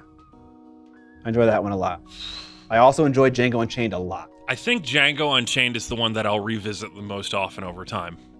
I have watched that movie 4 times since it came out. 4, maybe 5. But I really like that movie. It's a really fun watch. It's enjoyable every time. Yeah. I did love seeing Hateful Eight in theaters, but then I watched it one more time at home and I was like, this is okay. Did you watch it in 80 millimeter film format? In the glorious, I think it was 75 mil, but whatever, yeah. Oh, yeah, it was something like that. Yeah. Yes. They did screenings at the Southdale Movie Theater, and I've still got the big pamphlet that they gave out and everything. I enjoyed the whole experience of that. But I can't put that at the top because I don't enjoy it as much on repeat viewings. And the other thing is they destroyed a 150-plus-year-old Martin guitar accidentally on set, which makes me real big sad. And now the Martin Museum will never loan out authentic guitars to another film production. Oh, shit. Okay. Yeah, like a one-of-a-kind, priceless heirloom acoustic guitar when... oh my God, I'm blanking on his name.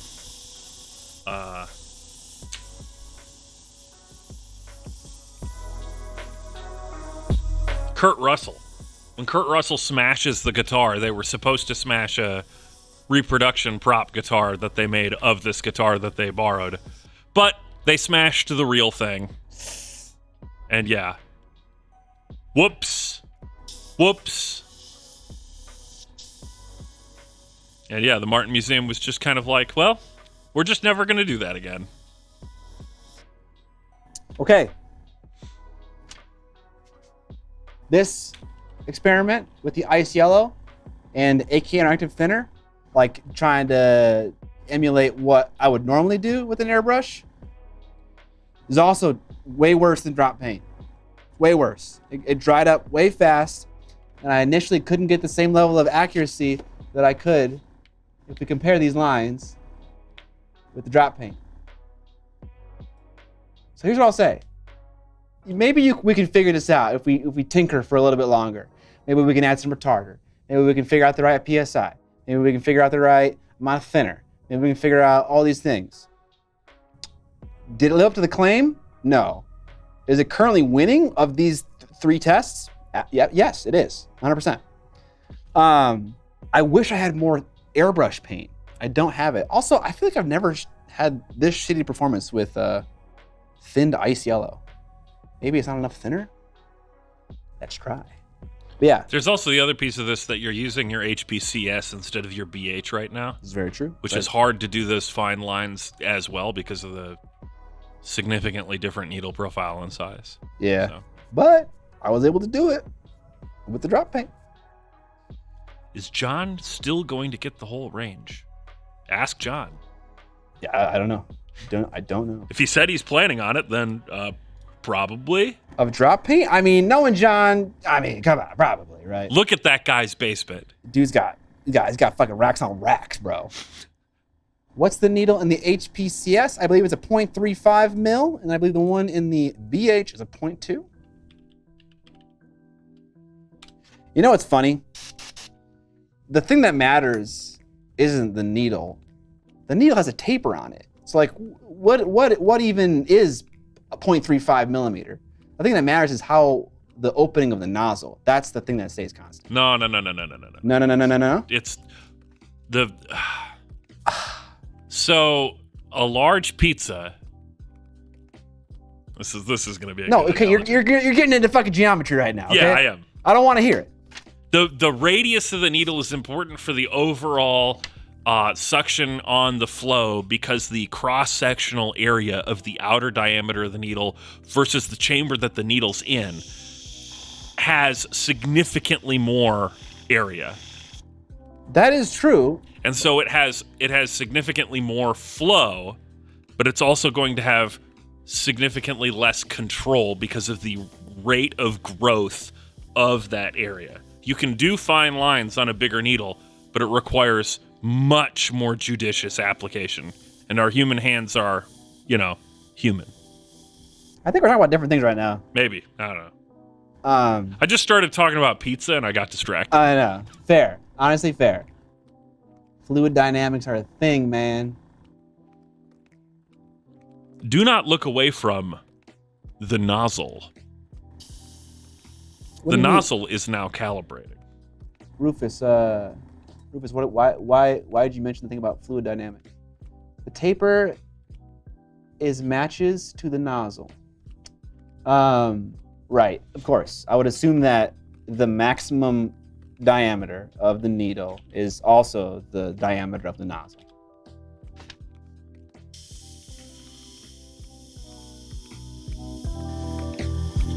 Okay, I've never in my life struggled this much with Ice Yellow and AK Interactive in an airbrush. I don't know if it's the HPCS giving me shit right now, but this is kind of wild. But the fact remains is we use the same airbrush on all three trials, and the easiest was definitely drop paint. And maybe it's because this has gotten dirty over time. So let's do one last test. Let's go back to drop paint and try it again and see if we can replicate. What is drop paint? Drop paint is Scale 75's new, currently being kickstarted airbrush range of pre-thinned paints.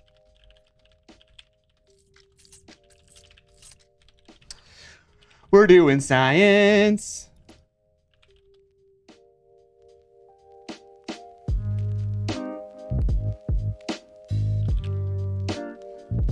Maximum fluid dynamics can only be achieved with perfect calibration of the nozzle. What up, Jake Dog? That sounds smart.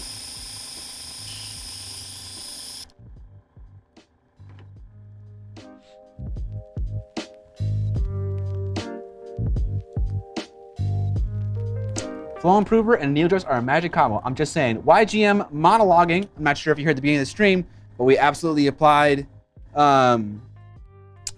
needle juice to our needle at the beginning, just to give the best test we could for drop paint. Needle juice. I didn't reapply it, but I applied it maybe an hour and a half ago. I don't mind Scale doing different paints, but why do they keep doing Kickstarters? They are a clearly large enough company to produce this stuff on their own, intend to sell it well after the Kickstarter, because they can sell a ton of product in the beginning with no repercussion. Pre-orders are great. Yeah, pre-orders are great. Also because Kickstarter has an amazing system for outreach. Yeah, their marketing, Kickstarter is a marketing platform. Yep. It is not a sales platform. I think I like Ghost Dog more now, Carnage, but that's partly because of the creepiness of the Professional. Yeah, Leon the Professional is a little bit icky. Yeah, there's definitely some weird stuff. Also, the stories that Natalie Portman has told about that, where it's like originally, what's the name of that director? Luc Besson or whatever? Dude, King Skya, that's what I said at the beginning. I wish they would just make drop paint equivalents of Scale colors. Yeah, I got it right. Luc Besson apparently originally wanted there to be like a kissing scene between the two main characters in The Professional.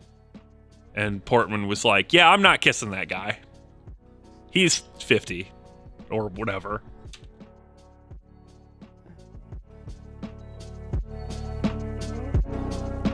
Jean Reno is cool or whatever, but yeah.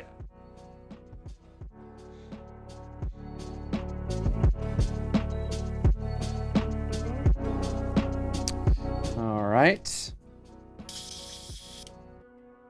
Let's do a little bit of backflow mixing, and then we'll just try our drop paint test again, just to see if there wasn't an issue with the airbrush.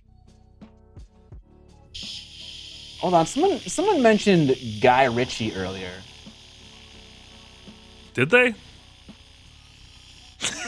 Someone did.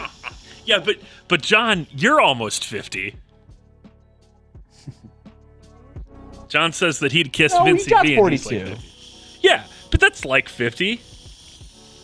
Listen, just don't pay attention to the fact that I'm about to turn 35, and that's close enough to being 40. Yeah, if he's basically 50, in a year I will basically be 40. Yeah. Yeah, Scott, you're basically 40.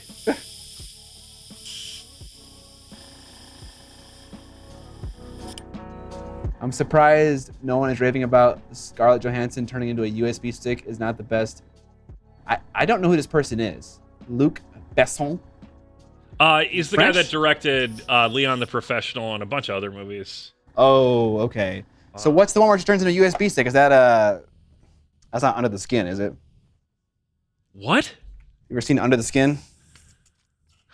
No. Where ScarJo played in this like indie movie where she was an alien. Yeah, he also directed The Fifth Element. Who like, oh fuck, okay, nice. Luc I've seen that. Besson is, Lucy, okay. directed a bunch of stuff. Under the Skin is fucked. I thought it was so bad when I watched it the first time. Like when I was in college, like a decade ago. I hated Under the Skin. I should watch it again though. All right. Wait a minute. Did he direct that? No, okay, he didn't. But he wrote Taken. Scott's only seen movies no one's seen. I didn't realize that he was involved with the making of Taken. I've seen Fifth Element.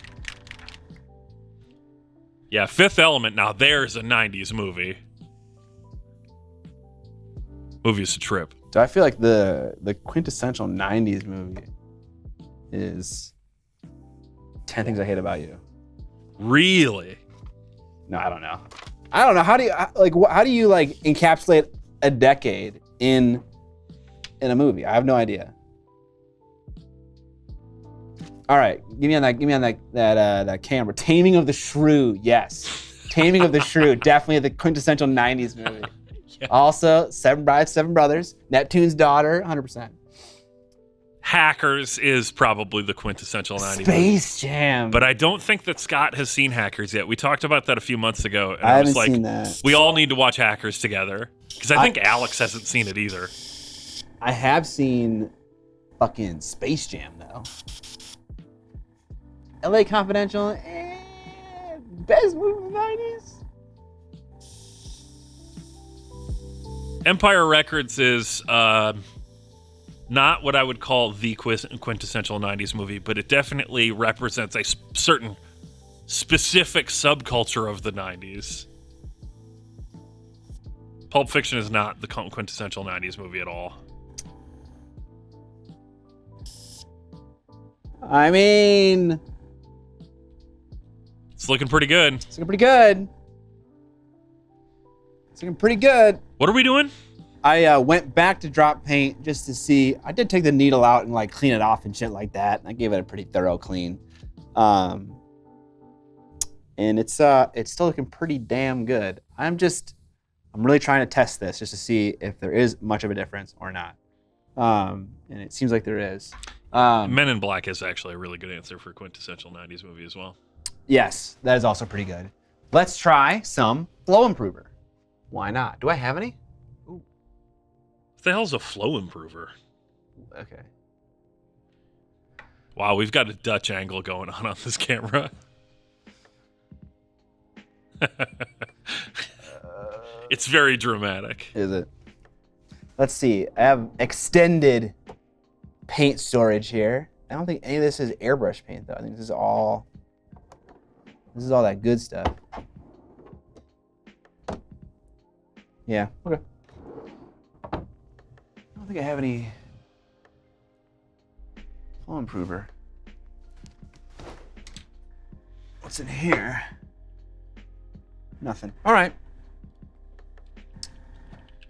Okay, I'm gonna do one last test with a thinner and an acrylic paint. I'm gonna use a different acrylic paint just for the sake of trying different things out. And just see if I can get that same level of accuracy that I just got with that drop paint. We will use AK's paint this time. a similar pastel yellow. And hey guys, if you want to win some paint, get subscribed because we're going to be doing another paint giveaway when we get to 50 subs. Slugonics, I rescind what I said about 10 things I hate about you. You are right. Clueless is definitely the ultimate 90s movie. Come on. The ultimate 90s romantic comedy. Yeah, that's true. I don't know. People put some pretty damn good suggestions Speed in there. is another good one. I do think that Men in Black might be the right answer, though. It kind of has everything. Yeah. Yes, with Paul Rudd, yes. Yeah. Clueless with Paul Rudd. Ha! Seen that movie way too many times. That was a Walter movie for sure. Fucking Clueless. All right, spray bottle. Office Space was in the 90s as well.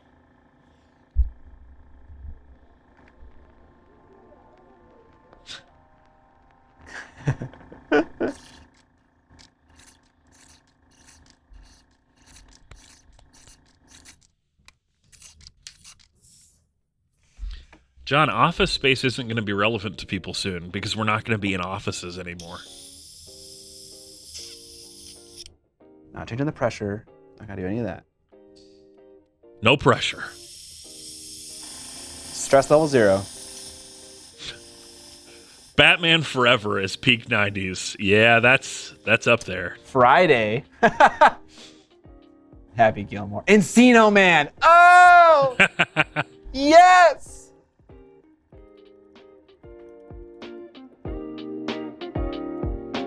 Can I call you guys chat nugs from now on?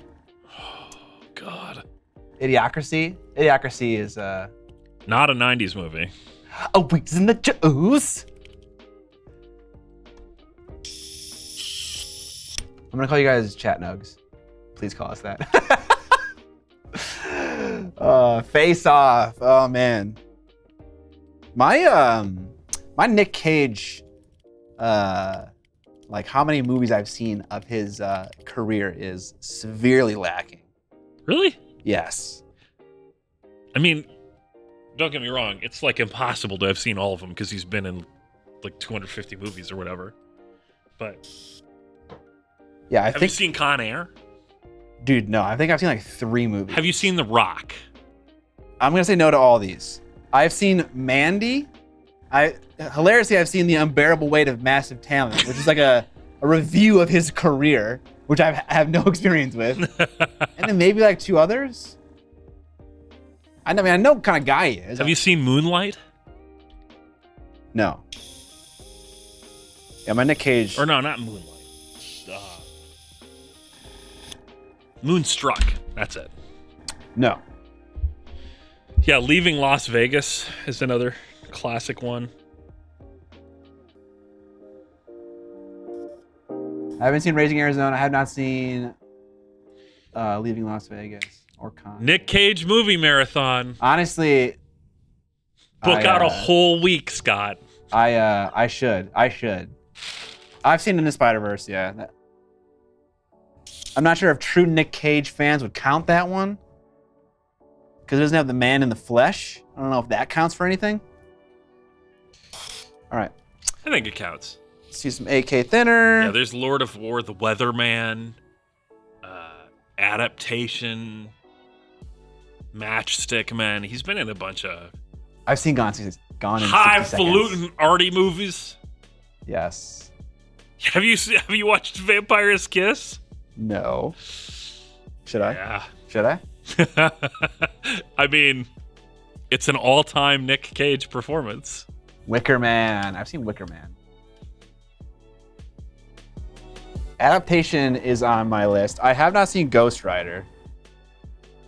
Ghost Rider is skippable, sadly. That is. Oh, I've seen National Treasure. Fuck yeah, dude. I mean, you were like a kid when National Treasure came out, so that's not surprising. Oh yeah. Yeah, dude, Mandy was fucking great. Ghost Rider is better than Wicker Man, but that's because Wicker Man sucks. Hey, viewer picking up a generic Spaceman decapitation t-shirt. Hey! Thank you, viewer. And now suddenly my needle is stuck. What the fuck, man? I'm trying to do tests. In this stream, Scott proves that he struggles with airbrush. All right, here we go. We're good. All right, we're doing another test here. Nice clean airbrush, AK Interactive, pastel yellow with the company's very own thinner. Let's just see if I can duplicate this kind of accuracy. I feel like I should be able to. I feel like I would never struggle with this. Also, one other thing, whenever you see someone doing a test where they're like airbrushing paper towel or airbrushing paper, totally different thing than airbrushing miniatures because a model is not absorbent. This is absorbent. And so when I'm doing this kind of airbrushing, I don't gotta deal with spiderwebbing because the paint just kind of sinks into the paper immediately. So worth thinking about. For one-to-one comparisons, it's fine. But never watch someone paint on paper and be like, this airbrush is amazing because I can do this. Oh, look at me. There's no spider webbing on that paper. No, don't fall for that.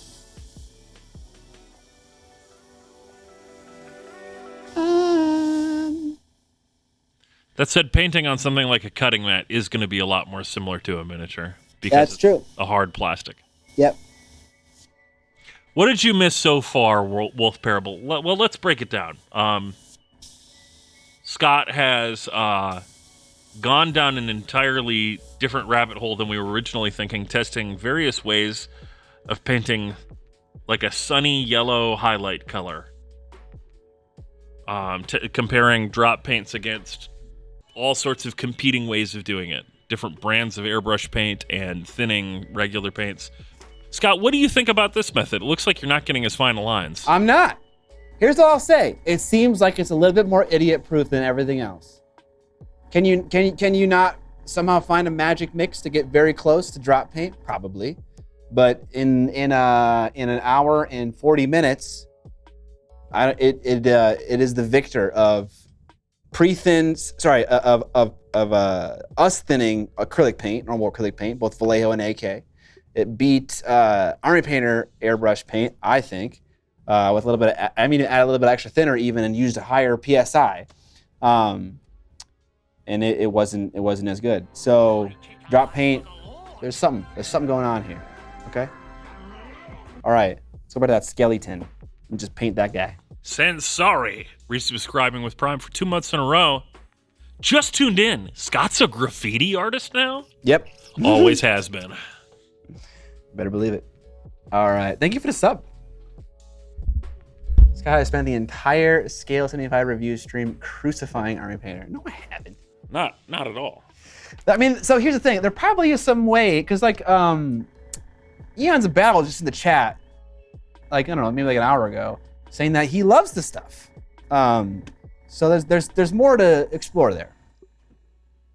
I'm just saying that drop paint seemed to be more idiot-proof than the other option. I kind of just kind of worked. The other claim they apparently make, according to Rufus Kit, is that it cleans out of the airbrush easier. That's definitely hard to test.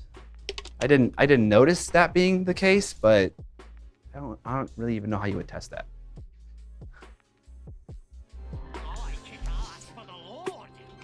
All right. My GM Monologic says, that last one was mean. Have it sub as my apology. And then they followed through with it and subscribed. YGM monologuing, thank you. And hey, if you don't know, you can link your Amazon Prime account to your Twitch account and subscribe to us for free. Thank you for the sub, though. We appreciate it. Yeah. It's okay. I don't mind some ribbing, y'all. I can handle it. It's all right. I mind. Subscribe if you want to rib Scott. Yes, I will take your money, though. If you get subscribed, you get access to the Discord server, which is pretty cool. Yeah. Sometimes I post pictures of my cat there. That's the selling point. Okay. How am I going to paint this to look similar to my other gravesite markers? So let's start with this blue. Because we're going over black, it's probably going to end up being pretty dark. And my base coat for a lot of stuff in my particular Soul Blight Gravelord army is a navy blue. So we'll start with the blue. Wouldn't that skeleton be more useful to you if he wasn't, hanging by a noose? Yeah, I suppose so. Like he could actually fight for you. But what if in a past life he wasn't a warrior? Do you think that as soon as a necromancer raises any old person, you give them a spear and now suddenly they can poke people effectively? Yeah, that's kind of why spears are the best. You don't really need a lot of training. You just put a spear in someone's hand and say, stab this guy. Okay. And they go, sweet, on it. Mr. Funkadizzle. Thanks for the prime sub. All right. We're painting now, Evan. Let's get it. I know, I'm on the paint cam. Hey! All right, let's see if Just waiting for the hissing noise from your airbrush to hit the button. do a little zenithal. A little heavy zenithal, maybe. How the mighty have fallen, Mike Genie. I lost it all in Scott's last AOS game. I'm destitute. He bet like 150K. It was a good bet, honestly, because I beat him previously. And you were undefeated at that point. Undefeated. Are you still at 35 PSI? I think so. Okay. Yeah, like 34, but yeah. Close enough. Compressor is fucking hot, though. Holy shit. It's been working hard. Oh, mask. Chat! Come on, do the thing you guys always fucking do. Be super annoying about safety and shit. The fuck? This is your fault. And I was going to bet on Curtis, and I forgot to because I was busy doing stream things. So I didn't get to win big. Big sad. Win big. Safety and shit.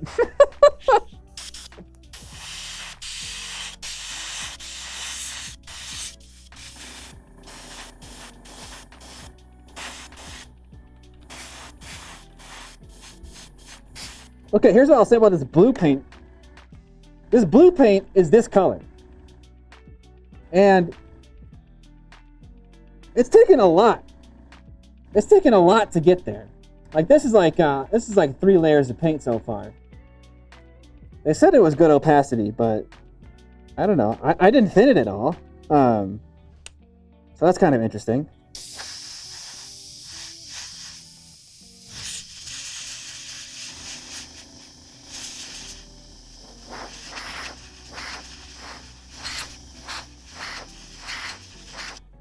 Oh, you're very welcome, Mountain High Minis. Yeah, I definitely go up and down with it pretty frequently. So it's not like I don't stick to one pressure for a long time.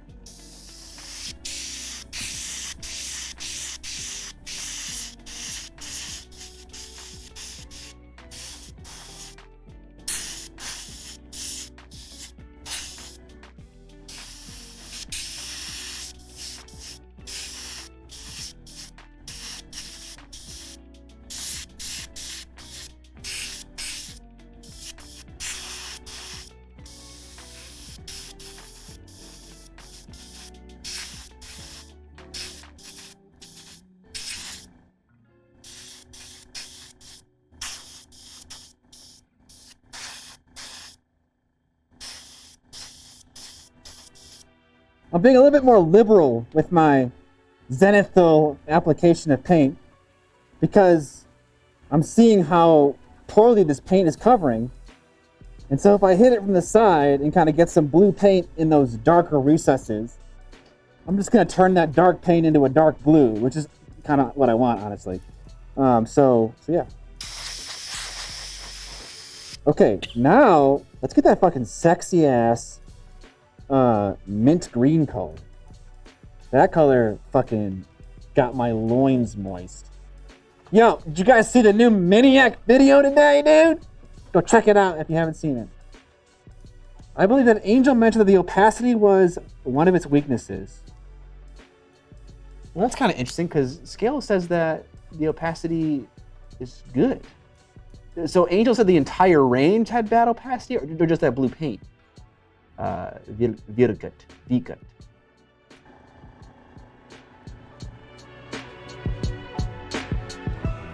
Think about airbrushes as ratio pressure. Yeah, absolutely.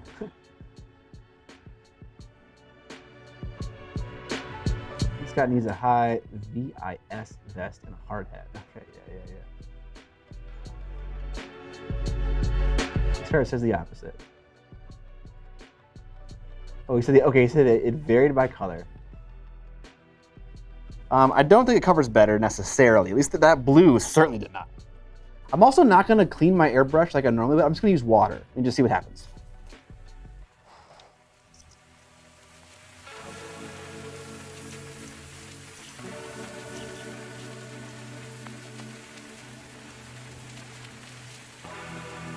That paint seemed to clean pretty well.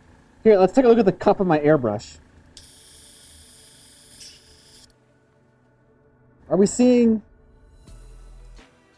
any blue in there? Maybe some around the edge that's like caught on like the other dry paint, or like down in the cup. Not a ton. So that blue cleaned pretty well. All right, let's try out this sexy mint green color. See ya, choice minis.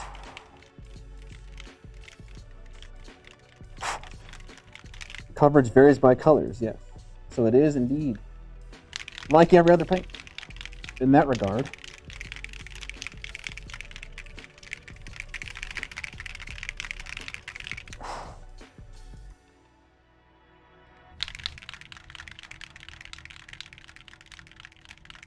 Okay, Mount Minis, fucking relax. Relax.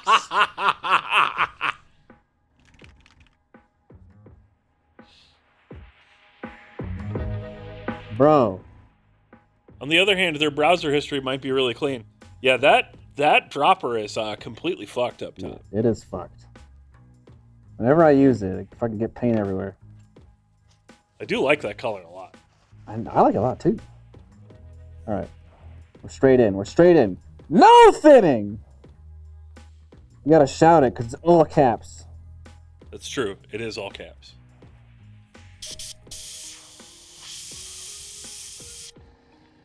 We've already established that the dry tip does happen.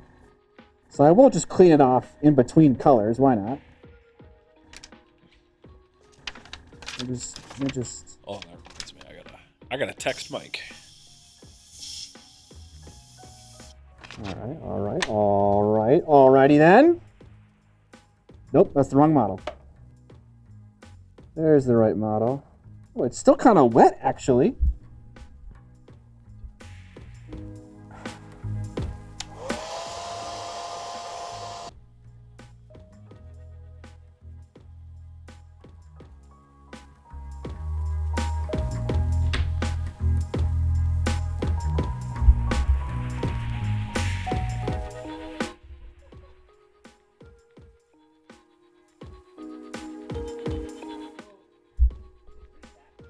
Oh, you're muted. Hang on.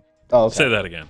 It's pretty satin, the paint. I'll show you the blue in a little bit when I put my mask by my face. But it looks pretty satin, which is not in keeping with the rest of their range, at least. Well, at least, I guess Fantasy in Color is satin. Can you read Mr. Dom? Yeah, I was just about to do that. Excellent, thank you. Mr. Dom Never Left says... Hold on, put me on the paint cam first. Okay. Okay, look at the satin. Look at the satinness. Yeah, it's satin. Okay. As a slightly on-topic but off-topic for airbrushing question, is there any way for me to get over the absolute fear I have of busting my airbrush? After owning one for like 9 months, I've still only just about used it for base coating.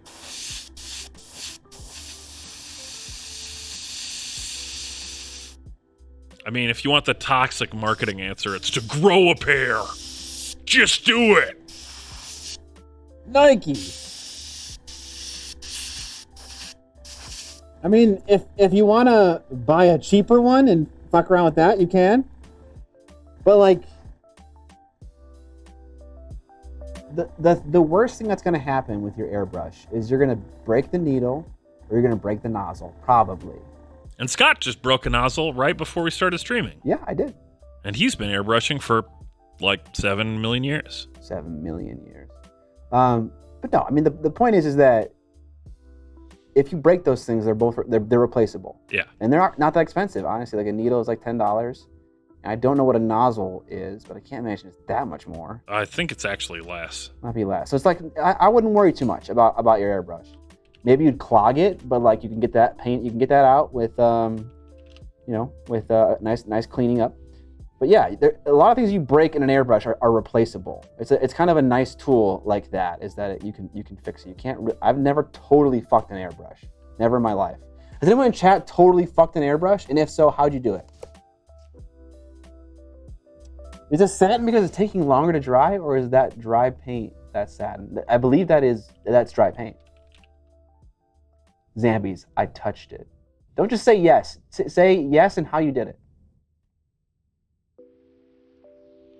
I left dried paint in it for 2 years. Okay. Don't do that. The thing is, it's like, so quality airbrushes, Put it in my butt. whether it's a Wada or Badger or Harder and Steenbeck or any of those brands, pretty much every part inside the airbrush is replaceable. It's a giant pain, and some of it is kind of, you need to know what you're doing, but it's not, like the nozzle and the needle aren't the only things. The valve springs, the actual valve mechanism, the air valve guide, the needle guide, all that stuff is replaceable inside the body. You might need to buy the specialized tools. Like there's all these hoops you have to jump through. There's O-rings that dry out and need to be replaced over time. It's a machine, and it's serviceable. And if you look up a guide, anything that you do to fuck up an airbrush can be undone.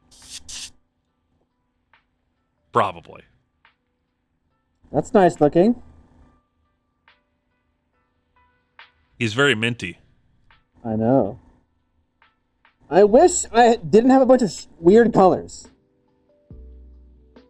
I wish I had like a brown, I wonder if I airbrush orange. Let's do orange over blue to get a murky midtone for the noose. Not the noose, but the wooden structure. What is the thing that holds the noose called? The wood part.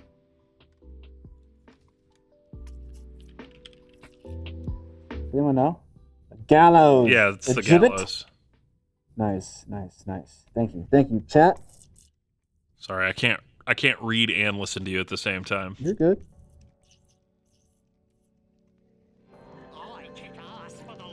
Yeah, depending on the nature of the break, Rufus, that's definitely true.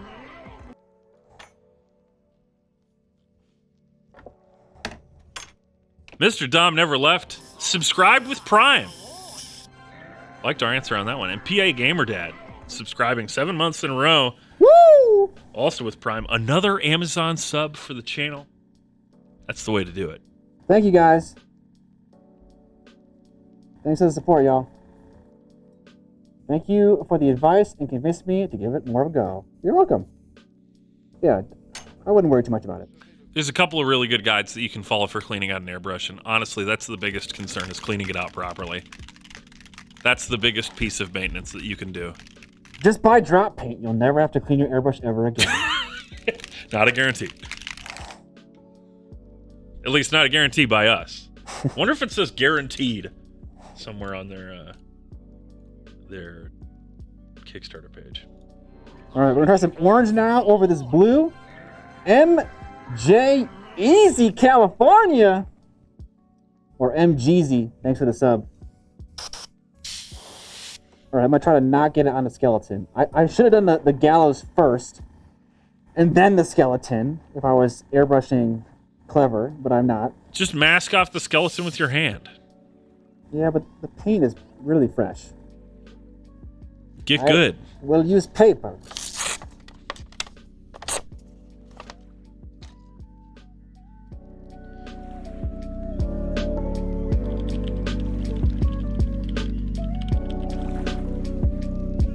Even the paper was kind of scraping it up a bit. Well, let me just get this going.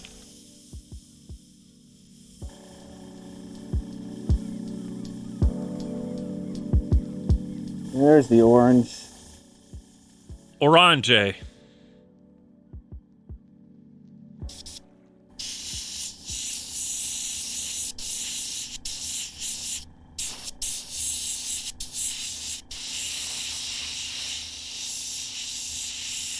It's not working. This looks like a sickly.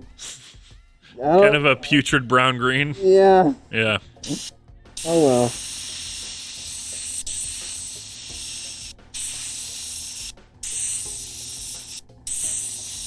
Yeah, they boast good coverage, but their little blurb on coverage shows them absolutely dousing the model as well.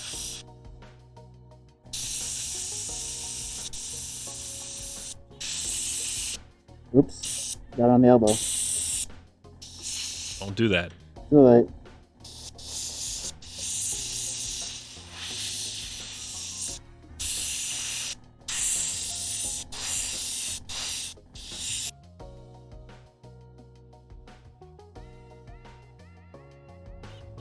Okay, my theory about it mixing with the blue and not looking bad was not right. It looks bad. It looks like old mustard. All right. Is there something else that Chat Nugs would like me to test? Looking for red and green. I mean, orange and blue should theoretically do a similar thing. Get a muddy midtone. And I'm not gonna throw the model away. You want to know what it tastes like? It's a very mossy gallows.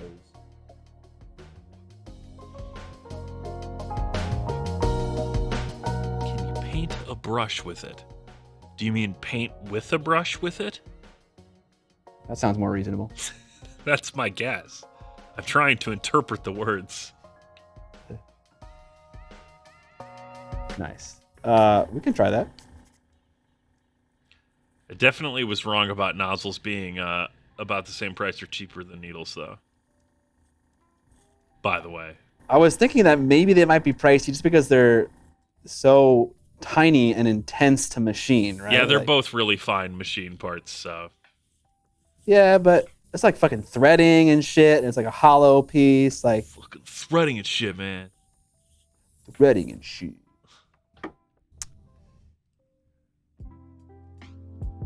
How does it work with a brush? A 128 color range that is only for airbrushing is a dumb niche product. I agree, but at the same time, how many airbrush paints do you use with a brush? Maybe like 2? And like, I only use really 1. And that's only because Ben Comas does. It's not because like, I want to use an airbrush paint with a brush. I don't know. All of them, because I don't airbrush. Zambies. John has it right. All my paints are airbrush paints. All of them. Right, exactly, of course. Sometimes it just takes a little bit more Wait, work to make that true. Mountain High Minis. John's in the chat. I think Mountain High Minis is under the impression that, John, you were going to buy the whole range? Maybe he's just saying that because you have a lot of ranges. Vallejo Airbrush Metallics work great with a brush. True. That's true. Yeah, when does John not buy a whole range? When he doesn't know the range exists. And then as soon as John learns that the paint exists, it must be purchased.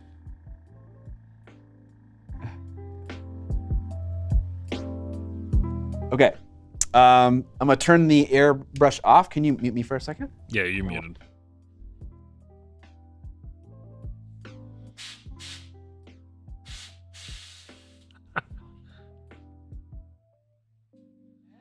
Yeah, it's been working hard. Yes.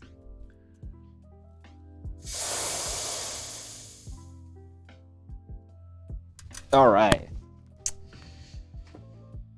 John, if you need room for them, you can just give me all your AK paints. That AK 3rd Gen crate, thanks. Dad 8K. I'll probably buy the whole range. I won't be happy about it. Nah. All right. Let's get some water in this palette. It's looking very, very dusty and crusty.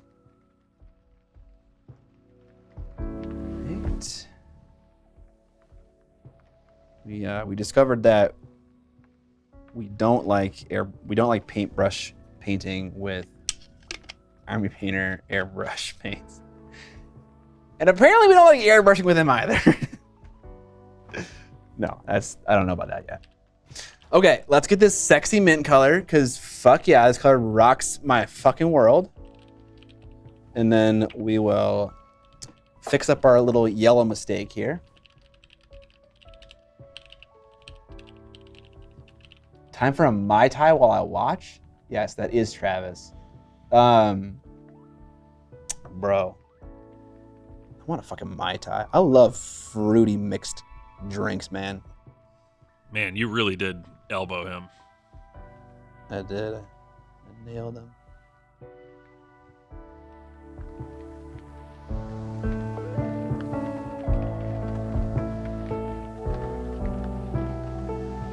Okay. So far, so good.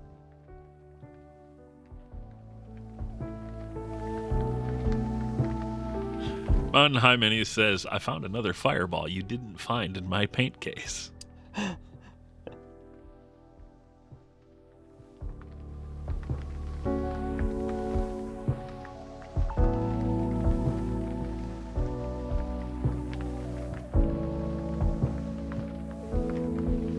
All I know is that I am absolutely going to use this green paint again, probably. Absolutely, probably. I really like the color. Also, what I need to do is like do like a big blend with these paints. That will help me to figure out if they can be paintbrushed really well. Because right now I'm kind of just doing like what effectively amounts to an edge highlight, and I feel like it isn't super hard to do that with really any given paint. Although it is working. It is working nicely. Let's get some edge highlights on that spinal column.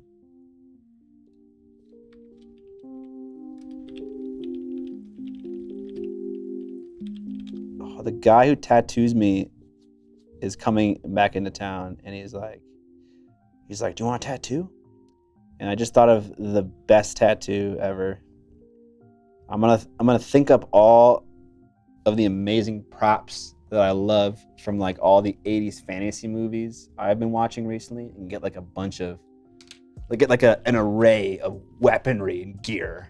Just like in a little, like a nice little arrangement of like swords and shields and maces and like golden masks and like cool set pieces and cool props from a bunch of 80s fantasy movies. That'd be really cool. Scott and Evan, if either of you ever make it down to Indy, I got a kick-ass tiki bar. All right, fuck yeah. I mean, I was in Indy over the summer because I was there for Gen Con. Nice. And who knows, maybe we'll go to Gen Con this year. Holy crap, $34 in shipping on Kickstarter for 24 paints? Ouch. As I pointed out, it is international shipping, so. That flying thing from Kroll? Yeah, dude, the like the starfish looking thing. Oh god, yeah. I don't think it has 4 appendages though. Isn't it just 3? It's like a triangle. Maybe I'm wrong though. Can't remember. I think you're right. That was one of the first 80s fantasy movies I watched when I started my kick like 2 years ago. That movie made no sense to me. I was like, these guys are fighting what effectively is stormtroopers with sword and board. Like, they're gonna fucking die, but they don't care. They're just going for it. And I was like, I need to watch more movies like this. I loved it.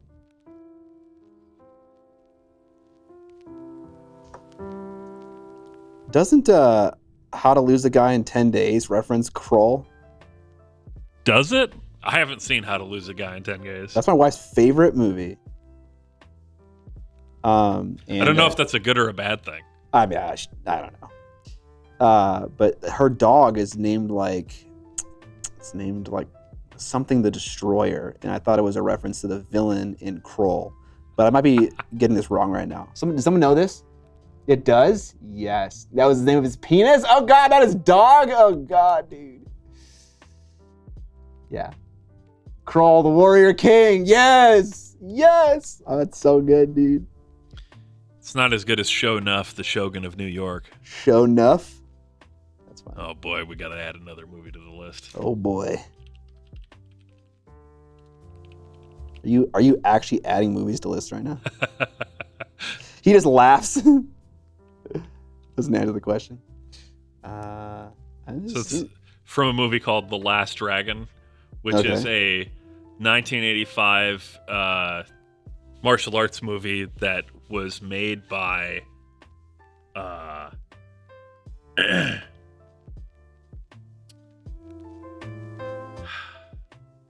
was made by Motown Productions.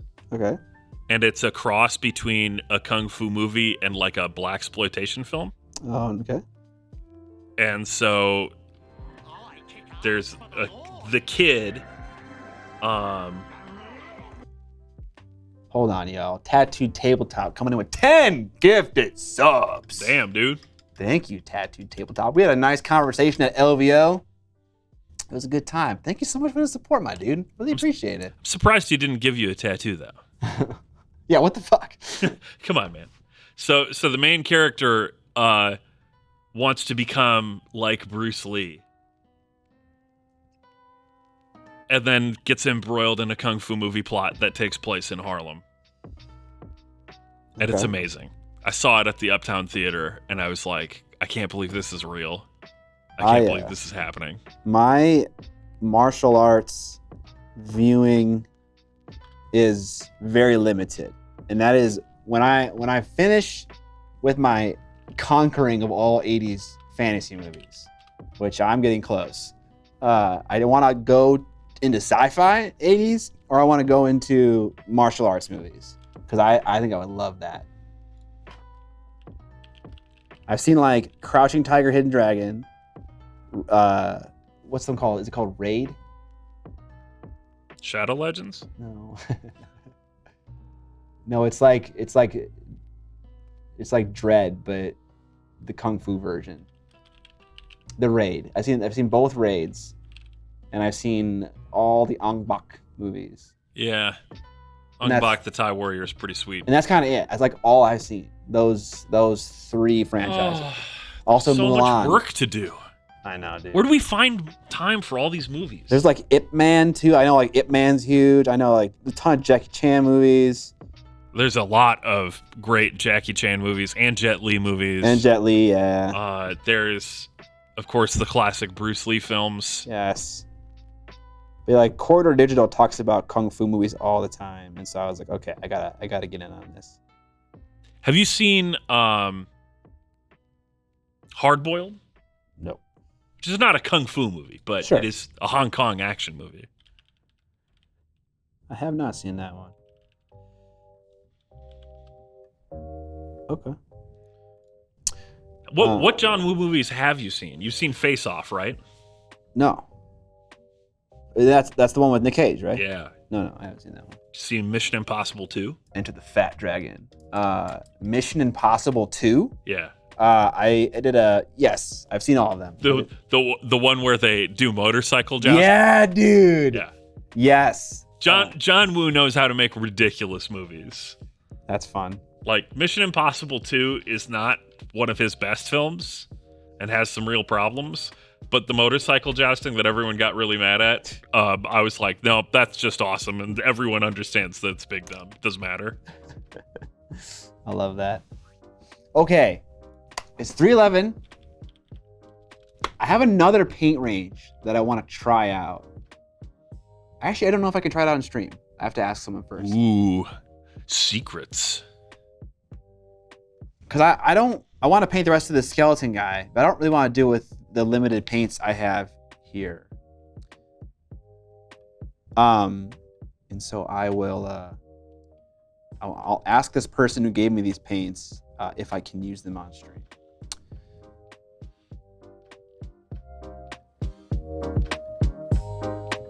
Oh, I didn't realize that John Woo directed Wind Talkers. And Paycheck, the notoriously mediocre movie.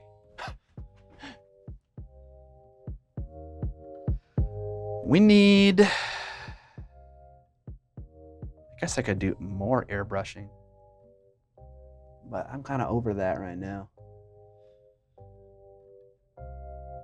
Scott, if someone was to say, I want to buy a whole paint range and I'm looking at the AK 3rd Gen box, would you say that's a good idea? What kind of painter are you? If you want like every color and you just want to have them on tap, AK 3rd Gen seems to be very popular. Yeah, sure. What kind of painter are they, though? Are they like an army painter? Are they like a display model painter? I think it kind of matters. Sound off in chat, Barney. It's a good range. You can do it. You can do anything with it. Pretty much anything. I'm not saying you can't paint armies with AK Interactive, or you can't paint. I'm not saying you can't do that. Middling. Okay. You know. Okay, I am under the impression that AK Interactive is a matte paint range, but it's never really struck me as super matte, like kind of scale 75 is super matte. Super matte. Super hot. You got it. I did. Video games. Sound off in chat if like you have noticed how matte AK Interactive paint is, because I feel like I haven't noticed it a ton, which means that maybe it's kind of in this like Vallejo is like it's kind of like in this. It's not very satin at all, but it's not exactly as matte as scale is. It's kind of like in this like middle world. I think it's very satin.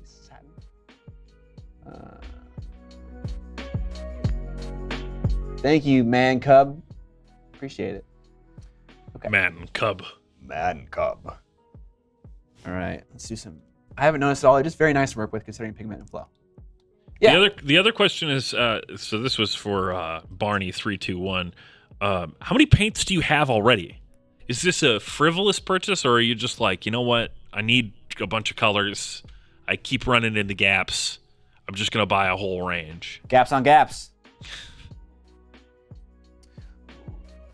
Because like what I did a similar sort of thing. I just realized that I wasn't happy with some of the paints that I had, and I just took the plunge and bought all of Pro Acryl all at once. Where I was like, I'll just buy all the different sets that they have, and I'll have the full range, and that's what I lug around with me, and I like it. And I have been tempted to do the same thing with AK 3rd Gen, but far too many. The only reason not to is I already have all these colors, right? I buy the new colors as they come out. It fills in some gaps that are definitely there. The sets that John and Vince released have been really nice, and I've used them extensively already, but I'm not like clamoring for a whole nother range. But if you're like, you know what, I'm really sick of these Vallejo game color paints or something, and I want to try something new, there's nothing wrong with buying a whole range. I wouldn't say buy the whole range, just buy a couple paints and see if you like it, and then buy the whole range. Buy the whole range. Don't buy the whole range. Yeah, you know what? Comes with a nice carrying case, Scott. I think it does. There was a guy in our class at LVO who had like effectively a party trick where he remembered all of the SKUs of the AK Interactive range, and if I said a number, he would like get super close to the paint color. Like he would nail the hue. He wouldn't get the exact color, but he would know if it was like, you know, a saturated red or like a dark purple. I was like, wow, it was impressive. He had the whole case there. It's a good range. It's a solid range. It's one of the better ones for sure. I think Vallejo is similar. I think Citadel is similar. I don't know if Scale 75 is similar. I think that's a little bit more specific. All right, we got some Express color. So I'm feeling spunky right now. Feeling real spunk. Speaking of Scale 75, by the way, we are giving away some instant colors when we hit another 50 subs. We're a little over halfway there. Got the Berserk Potions brown color set in my hand right now. Nice. So right now we're using copper brown from Express Color. Not that you can see it. Evan? What are you talking about? How could you?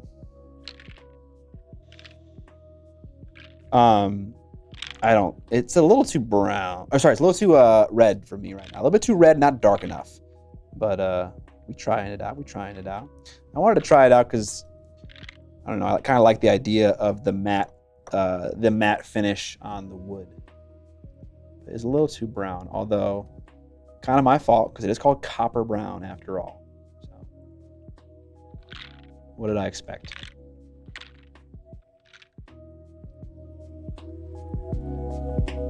Best part about these scale 75 boxes, the paints all come in one orientation, so you can shake them and hear the balls on them going nuts. That is the best part. It is absolutely the best. Not the painting, not anything else. It's 8 balls in paint containers being shaken around. Or is it? Yeah, it is 8 paints. All right, let's see what that looks like when it dries. Probably not going to look like much, honestly. The value of the copper brown is pretty similar to the orange. Sorry, not the value, the hue. And so it's probably not going to look very different than what we already had. Let's try that face covering, though. Let's paint that face covering with a different express color. Oh, someone mentioned about Brendan Fraser getting an Oscar for The Whale. I haven't seen The Whale yet. It's on my watch list, though. All right, Vallejo. You got a nice dark brown. If you don't have a dark brown, like seriously, what are you doing with your life?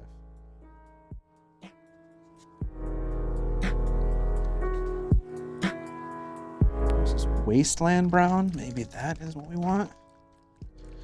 I'm not seeing anything much darker. All right, we'll go with wasteland brown. Try it out.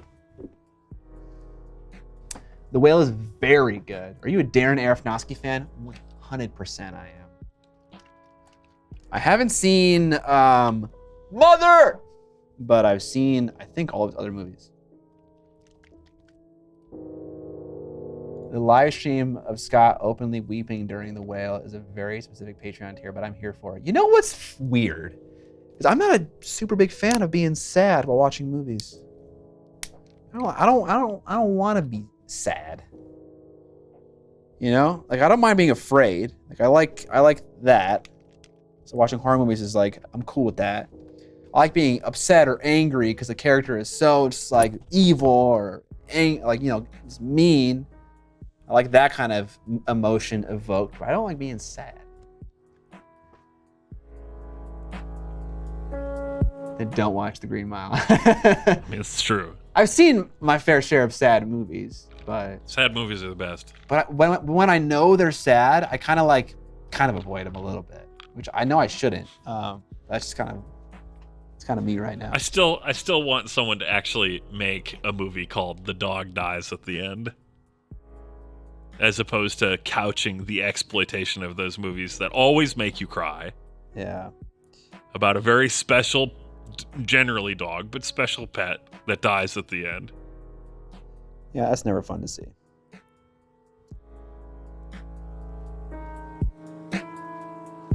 There are several cinema sins. That's definitely one of them. What was the movie that I watched on the way to Scotland? I think it was called K9, even though the dog wouldn't actually be a K9. About like a teenager that decides to take care of his dead veteran brother's like working dog that he had when he was in the Marines. And it's like a terrible like Disney Channel quality movie. Oh, and he's like is it kind of a comedy? Does it have John Cena in it? Was John Cena in that? I don't think so.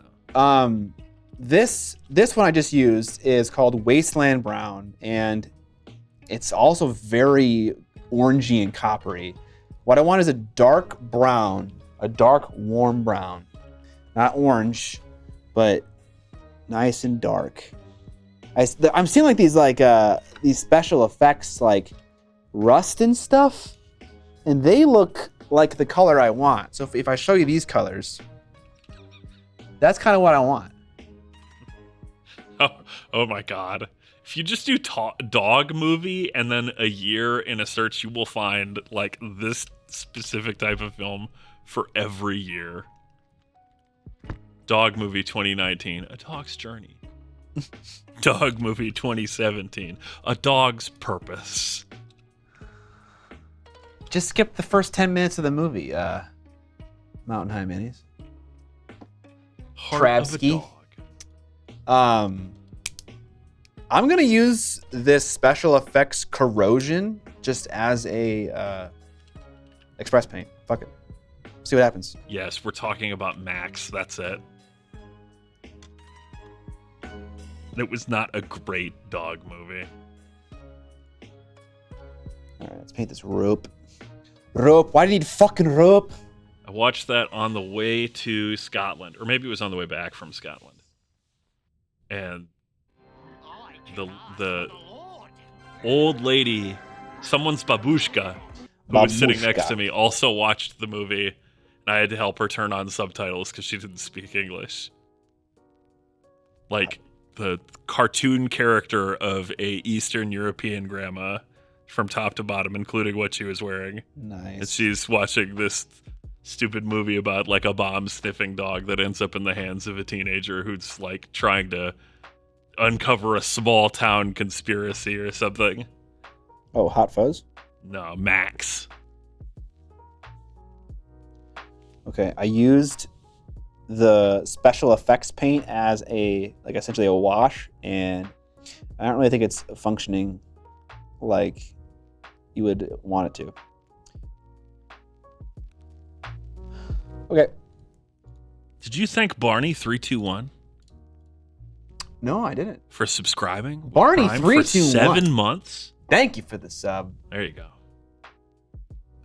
Boondock reference, bad accent forgiven. Hey!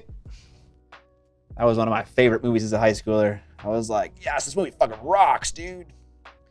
They're killing people, but they're doing it, and it's good.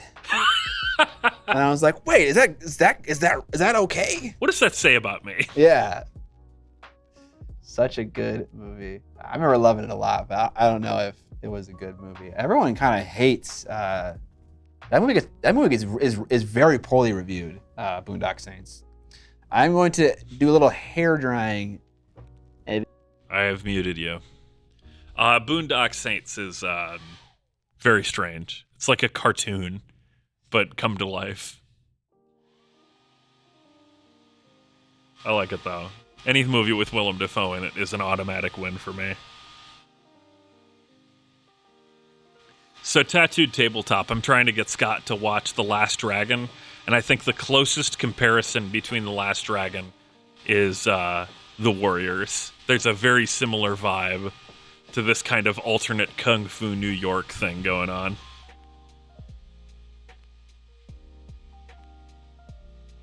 Green Street Hooligans. I don't think I actually have seen that one.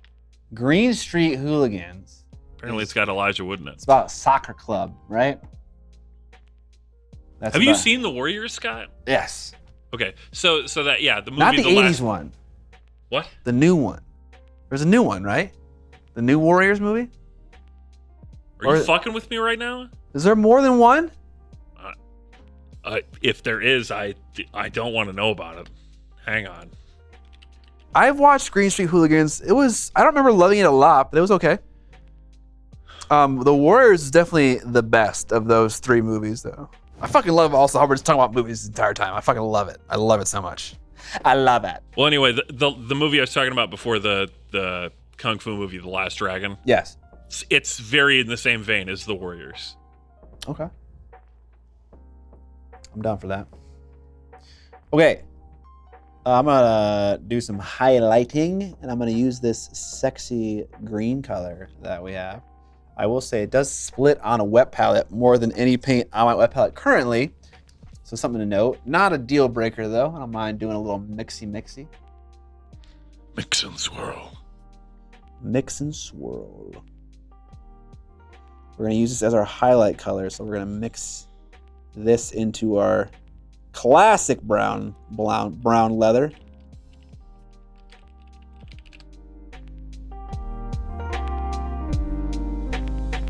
This paint might be a little bit too light, but let's try it out. Here's a real question. Have there ever been any Warrior minis made? Oh, I gotta believe that Simon did that for Zombicide at some point, but I could be wrong. Kung Fu Hustle. Haven't seen that one. Hey, Miniac, should your wet palette be soaking wet or just damp? Soaking wet. Soaking wet. The wet palette there should be sitting water in your palette. but not coming over the paper, obviously. But that's how much water you want. Because effectively what your sponge is it's gonna give water to your paint slowly. So the more water you have in your reservoir, your tank essentially, the longer it's gonna last, because water is gonna evaporate over time. But the more water you have in your palette, the longer it's just gonna keep working and functioning like a wet palette. The way I explain it to new painters at Paint Night, also, reading, subscribing with Prime. Woo! Reading. The way I describe it to new painters is that the sponge is just the boat that your paper floats on. The boat. It is only there to keep the paper from sinking down into the water when you put paint on it or your brush on it.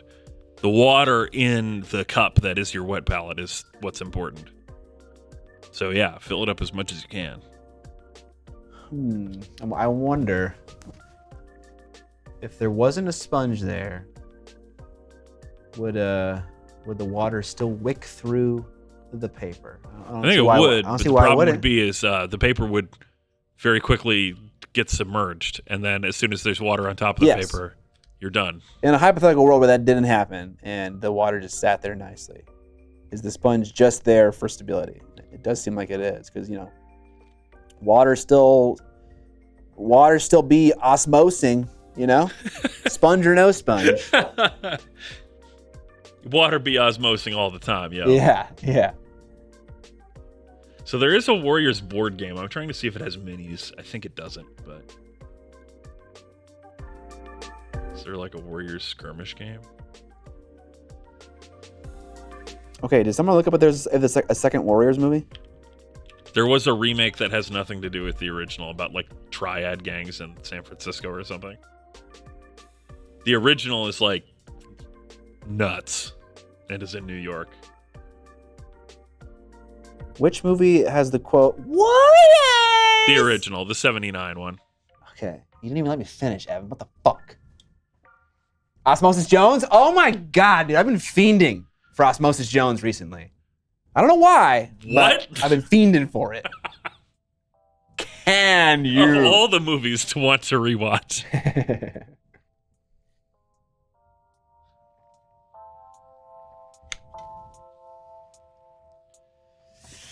Okay, you guys, this chat is very distracting right now. I'm just getting literally nothing done. All I want to do is talk about movies. This has been one of the less productive streams, but certainly one of the more active chat streams. We legitimately tested drop paint, okay? We did do that. I feel like once we did that, our job was done, and now we're allowed to fuck around, okay? But are we allowed to find out? And Chat Nugs is game for fucking around. You're really trying to make this Chat Nugs thing happen. I'm really trying. It's not going to happen. Come on, Chat. Let me call you Chat Nugs. The paint was thoroughly tested. Betty Nugs. Cave Nugs.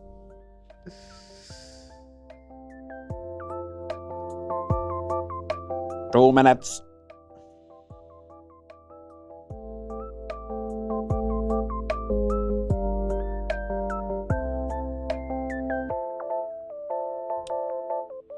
I also, okay, chat, I'm starting to get into the world of buying rewrapped 80s movies in Blu-ray, and it's a fucking dangerous world. But if you ever want to buy me a present, it's a nice little present for my birthday, buy me an 80s fantasy movie on Blu-ray. That will always win. I don't even care which one you pick. Everyone just buy them copies of Legend. I don't fucking care. I love Legend. Legend's great. Dozens and dozens of copies of Legend. I need a full written review in your Patreon. TLDR. Oh, absolutely. Abso-fruitly. That's going to be... Yeah, Willow's too classic. Buddy. But I would still take it on Blu-ray. I love Willow. I love them all, man. Actually, I don't love them all. There was one that... Don't Get Me Barbarian Queen. That one was just a misogynistic mess. Which, like, a lot of them kind of are a little misogynistic, but that one was, like, especially bad.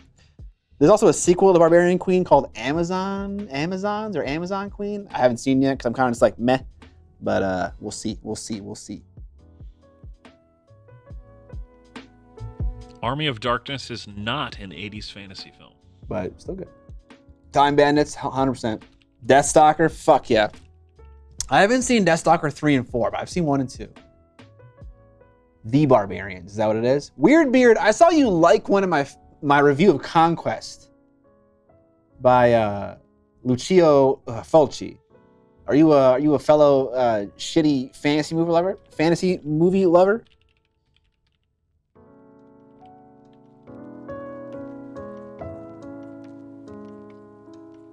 Right now, I'm just painting a bunch of like little streaks on this wood just to kind of like bring out the sculpted grain, but also just kind of like introduce my own grain, because like it's kind of hard to like nail all this detail exactly. He's just trying to feel grainy. I'm a grainy. Scott, you've seen Labyrinth, right? Yeah.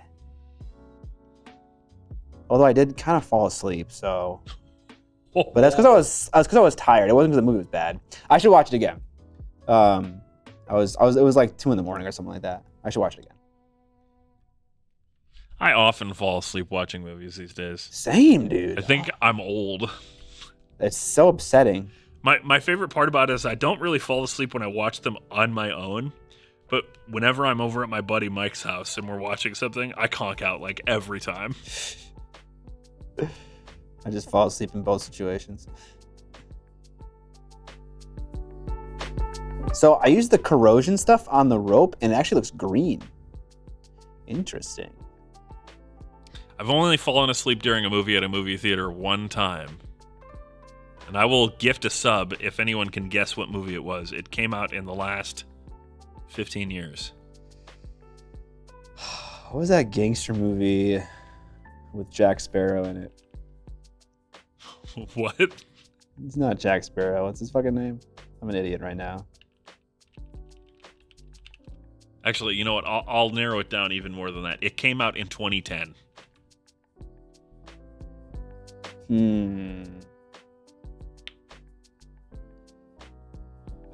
Is it, when we figure it out, is it going to be like, oh yeah, that movie's so boring? Or is it like an action movie? Is it not obviously boring? That's what I want to know. I mean, I thought it was pretty boring. But like someone might have accidentally kind of gotten it right, but they didn't say it right, so I'm not sure. The Social Network? It is not The Social Network. Hold on a second, mycelium veins. Wait, why are you mentioning Possessor didn't come out in 2010? Public Enemies, yes, that's the one I was thinking of. Is it Public Enemies? No, it is not Public Okay, Enemies. that was my guess. I have not even seen that one. So. Okay. Dillinger. Oh wait, he's not in Public Enemies? Johnny Depp? Hold on, I gotta settle a score here with mycelium veins. Did you not like Possessor? Brandon Cronenberg debut. Movie fucking slaps, bro. I fucking loved it. Hell yeah, bro. Hell yeah, dude. I didn't fall asleep during Book of Eli. That movie was good. Ooh, Legion. I don't know. These are all kind of good. I like Tron. Like I say, I like Inception. I like Legion. The Book of Eli. Avatar. Which one?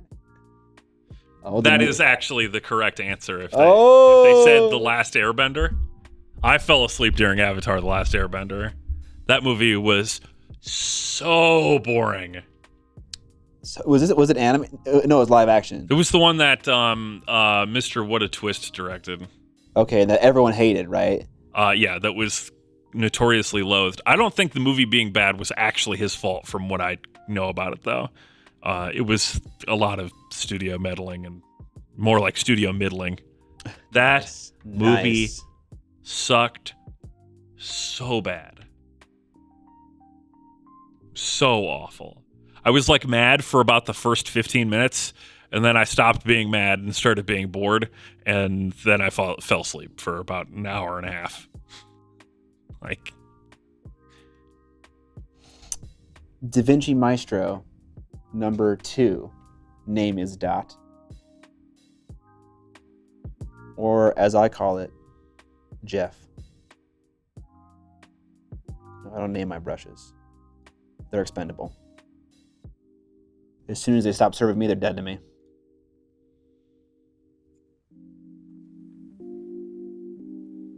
Rufus, I have not seen Time Bandits yet. Okay, don't hate me. It looks very, very fucking weird. But they're kind of all the movies are kind of fucking weird. All the fantasy movies are kind of weird. But this one looks it looks exceptionally weird. Time Bandits is pretty weird and has the best ending of any movie of all time. It's Terry Gilliam, so yes. Yeah. Right. Let's see. Terry Gilliam did Monty Python. He did Life of Brian. Sorry, he did Monty Python's The Holy Grail. He did Life of Brian. He did the Don Quixote movie.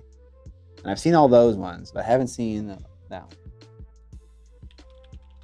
I fell asleep during a Zakk Wylde solo and woke up and it was still going and still sounded like it was at the same spot. You also fell asleep seeing Mastodon? How do you fall? Like, are you sitting down?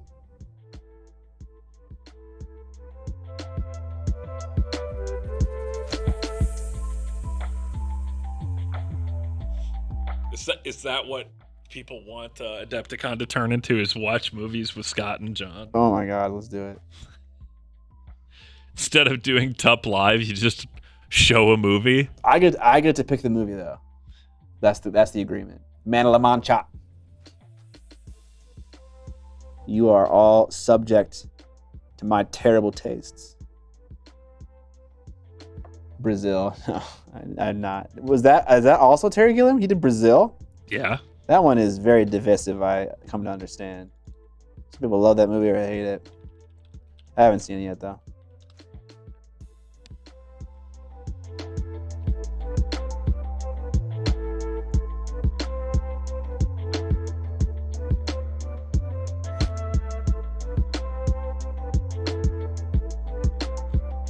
What? Who hates that movie? My friend Ian. I understand it's like a critically acclaimed film, but sometimes those movies are a little hit or miss for the general public. But The movie is divisive because it makes you think and feel things, and people don't like doing that. Thinking and feeling. Time Bandits, Brazil, both really great. The Adventures of Baron Munchausen is very good. Yes. I've never seen The Fisher King. That's still on my list. No, I haven't seen it. 12 Monkeys, very good. Fear and Loathing in Las Vegas, I've seen classic. That one's fucking crazy. Wait, so is 12 Monkeys a Terry Gilliam movie as well? Yeah, he directed that, Oh. and I believe he wrote it as well. God damn, dude. Gilliam has been getting around. One of my biggest movies that I've only seen twice is nice. There be blood. Nice. Yeah.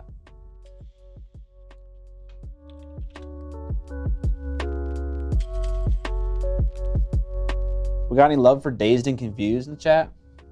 I know when I first watched Dazed and Confused, I was dazed and confused about it. I was like, what is this movie? There's no moral. There's no lesson to be learned here. It's just a bunch of high school kids having a fun time. And then I was like, oh wait, that's okay. Were you offended by this? I just like, How dare they have a good time? it's pretty par for the course. Damn you, Richard Linklater. I want a movie that has a purpose and a lesson to it. That's kind of where I was at when I saw that movie for the first time. I like things to be structured, rigid, follow rules. Must have a 3-act structure. Be determined, and that wasn't. And I was kind of like, oh, I guess movies don't have to be, live inside my very small box. I have to know who the antagonist is by the end of the first act. Exactly. I remember having a long discussion. Maybe I talked about this on stream before. Back in my day, when I was working at EB Games as a young man, Nice. and we had a What person did that the EB was stand for? Electronics Boutique. Ooh. Okay. They got bought by GameStop. It was becoming GameStop at the time. Okay. One of my coworkers was going to school for film studies at one of the local colleges, and we got into a discussion about Batman: The Mask of the Phantasm, and they kept arguing that the movie was bad because it doesn't follow a traditional 3-act structure. And this was a big problem for me, because the reason that movie is compelling is because it doesn't follow a traditional 3-act structure. Right.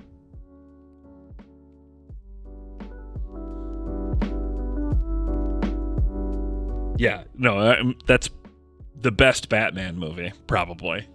Superbad is today's versions of Dazed and Confused. All right, Travis, you ready to feel like an old person? My wife worked at the state fair, and she was working with a bunch of Gen Zers and Gen Alphas, and they talked about fucking Superbad, and they called it a classic. And I was just like, what? Did you like instantly turn into a mummy? I did. As that happened? All of the liquid in my body evaporated, and I was just like, yeah, it is the same as casting the spell Decrepify on a person.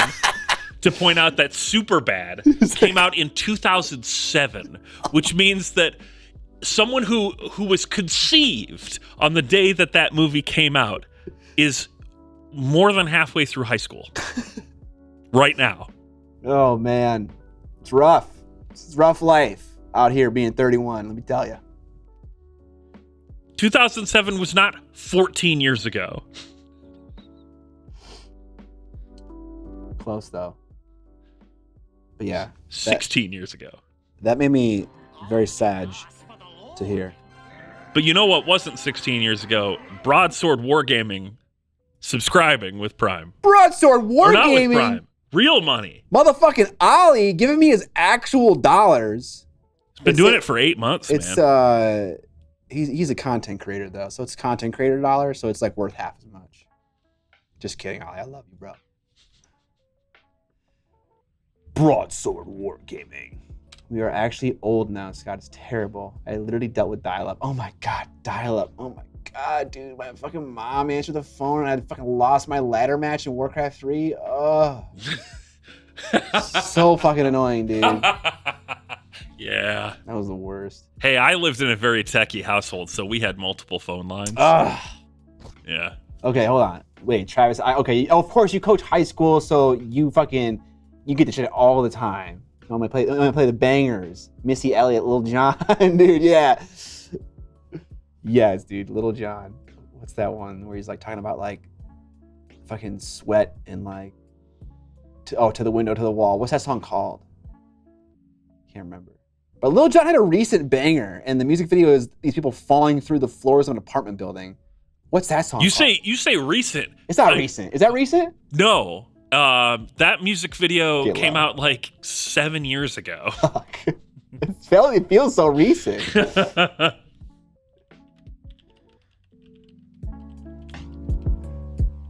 Get low sounds about right. Yeah, I remember Turn down for what? Turn down for what? Yeah. 2015. Fucking A.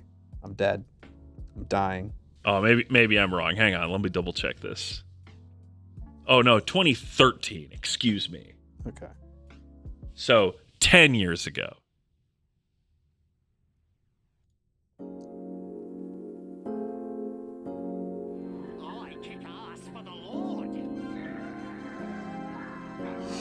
We're just hiding in this wood, and having a good time. Tattoo Tabletop just decided to gift another 5 subs. Yes. It's because we're relating right now. Yeah. It's because he's like, you know what? I'm dying soon anyways. I might as well give my money to someone else who's dying. We appreciate it. Tattoo Tabletop. Thank you very much. Your homie just came over here and picked up some merch. Also, Chupa Chump just subbed with Prime as well. If you guys don't know, we're doing a giveaway right now for not this paint box. Oh my God, I thought I saw it flying at me. I was just like, I'm gonna die. This one, the oranges and reds and browns. We're giving this one away. When we hit 50 subs, one of the viewers gets to win this bad boy. So just so you know, we're doing that giveaway right now. Well, not right now. He was supposed to tell you. He didn't tell you. He just came over. Yeah, he just kind of showed up and took some stuff and left. Tried to beat the snow. All right, so let's see here. I want to make people feel old. Mountain High with the sub. Whoa, Super Gamer Boys with another 10 subs. God damn. So that giveaway might be happening. Yeah. Has Super Gamer Boys been talking in chat, or he's just floating money my way right now? I haven't seen his name in chat a ton. I haven't. Rizzle, think of that Prime. So, oh damn, we're gonna get 2 giveaways today. Yeah, we are. Oh, I wake up feeling old. Yeah, it's the pain. Okay, there's your name. Okay, I've been here and there. All right, thank you, sir. Thank you for the generosity today. I appreciate it. For rock. All right. Let's do. So what was I gonna do? You were going to Make people feel old. Yep. All right, so Yes, Travis. Give me more of your money, please. I'm in my mid-30s, and I used to work at a middle school a few years ago, and I realized contextually that the kids that went to that school, who were between the ages roughly of 12 to 14, had the same relationship with Xbox 360 that I did with like roughly original Nintendo or Game Boy. Yeah. And to put that in context, someone graduating from high school right now, the Xbox 360 came out when they were born in 2005. Yeah, dude. Xbox 360 games are retro gaming. Yeah. It's rough. Goddamn. Professor Oak says, what? This fucking dude. The Switch is pretty old, isn't it? Not quite that old, but yes. Okay. We also got Ampersand Monkey gifting a sub to Girl Painting and Mike Genie gifting a sub to Fred Hurst. We also got Giannis D. Rake for the Prime sub. And we also got someone before that I missed. Yeah, I have to set up the giveaway, and then I will go through and make sure that we do everybody. Okay. If you know what I'm saying. Don't want to miss not. That one's the Berserk one? Yes, this is the Berserk one. So we are definitely doing another giveaway, y'all. Yeah, Y'all I'm are setting it up fucking right now. Hot. Love it. You're so hot. You're getting this hot Berserker Potion paint set. Thank you, guys. Thank you so much for the support. I really appreciate it, guys. We're going to do this one a little shorter. Fred Durst. The Fred Durst. Starting it. Exclamation mark moist in the chat to enter the giveaway. If you live in a country where giveaways are gambling and they say you can't enter, don't do it. Don't do it. All right, so subs that we got. Rizzle101 subscribed with Prime. Cowgirl Steve subscribed at Tier 1. Ampersand D Monkey gifted a sub to Girl Painting. Mike Genie gifted a sub to Fred Durst, which is hilarious. And Janice Drake subscribed with Prime. Beautiful. We appreciate all this sub action. Sub action. So much sub action. I'm going to take a sabbatical. No, just kidding. Definitely not. And Professor Oaks just decided to gift another 5 subs. We got some. We got. Oh, sorry, water bottle. What do we have to give away next? What's that good? Malifaux stuff? Why does this feel so lightweight? It's only 3 people in there. Oh, okay. Yeah, okay. I think it's just a single sprue in that big We ass got box. We got gypped. Malifaux sending me half-filled boxes. Come on, weird. Not Malifaux. That's the name of the game. All right. You got nothing good. No, that's not true. These guys are fucking sick. Can always just grab 2 things at once or whatever. Also, we were doing a pin with this thing, aren't we? Yes. Yes, we're doing a pin with this box as well. Hey!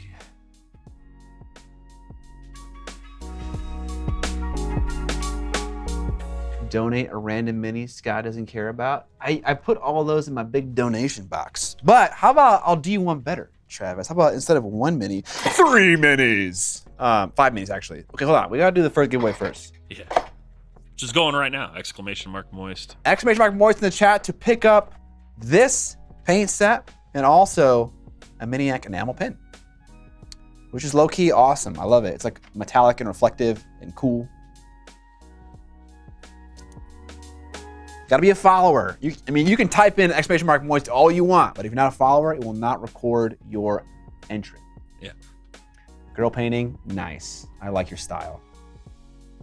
A new pin for the bow jacket? Absolutely. Okay, let's hide this rope. This fucking rope. Yeah, you gotta grab the paint that says it's rope color on it. Rope, I need rope paint. I need some of that.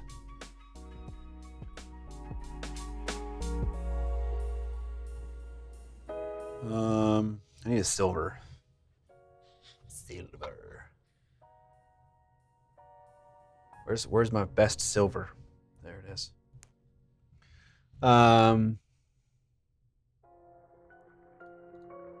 Oh, and then definitely some fucking dirty down moss. Get some moss action going on that fucking gallows. Today I learned. Snakebite leather is a rope paint. True. That's the sequel to Boondock Spaghetti Saints. All Italians. What the fuck? Tattoo tabletop. Just coming in with another gift. It's up for Don Cooking. Oh, guys, I'm using leather brown for rope, so I guess that doesn't work out. It could be a leather rope. I guess. The skeleton is into kinky shit. He tied himself up and killed himself. I don't think. Yeah, maybe that's why he's there. It was autoerotic. Don't make the same mistakes I did. Where's his boner? Lol. Get it? Because he's a skeleton? He's nothing but boner. Exactly. Oh, boner boy! Tattoo tabletop says, David Carradine. David what? Died in Thailand because of autoerotic asphyxiation reasons. Oh, wow. What a deep cut. Or maybe that wasn't deep. I'm just clueless. I'm pretty clueless. I knew a Carradine joke was coming. Okay, apparently I'm clueless.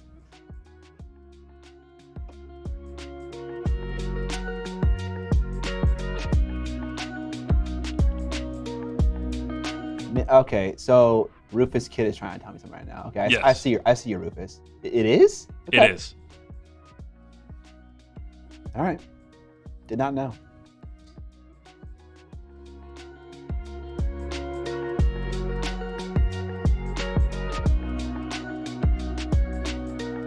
I'm thinking of someone else that recently died of autoerotic asphyxiation. Do you just have like a fucking little journal on the side where you take notes when this happens or something? You know what?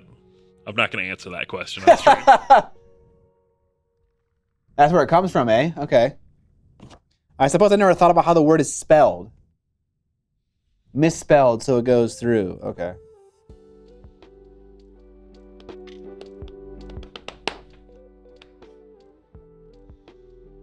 Dude, I'm so ready to go home and chill today. Yesterday was a long day. What are you talking about? You played board games with your friends. I did. I was also filming it and taking notes about it. But also, it wasn't necessarily that. Like, I went to work at like 7 a.m. and then worked until like whatever, until like 4:30. And then came home, walked the dogs, made dinner, ate dinner, like right, like an hour, and then left immediately. Came back here, played those games, and then edited a video until like 12:45, and I was done. And I came home, went to sleep, woke up, came back. So I'm ready to have some time where it's not filled with activities.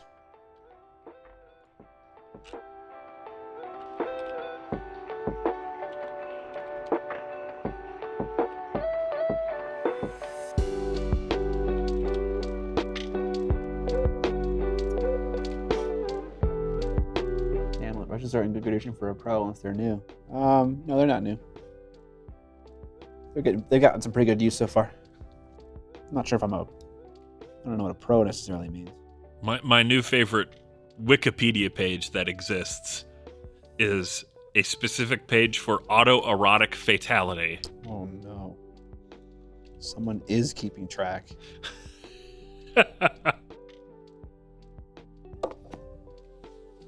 Just doing some quick highlights on this rope. Maybe it really was that long ago and it just feels recent. And Xbox 360 is, in fact, a brand new system that I remember buying new in store. God help me. God help me. About 6 minutes left in this giveaway, guys. ! Moist in the chat if you're interested in winning 8 Scale 75 paints from the Berserk paint set of their instant colors. Got to be in a country that allows the giveaway to enter.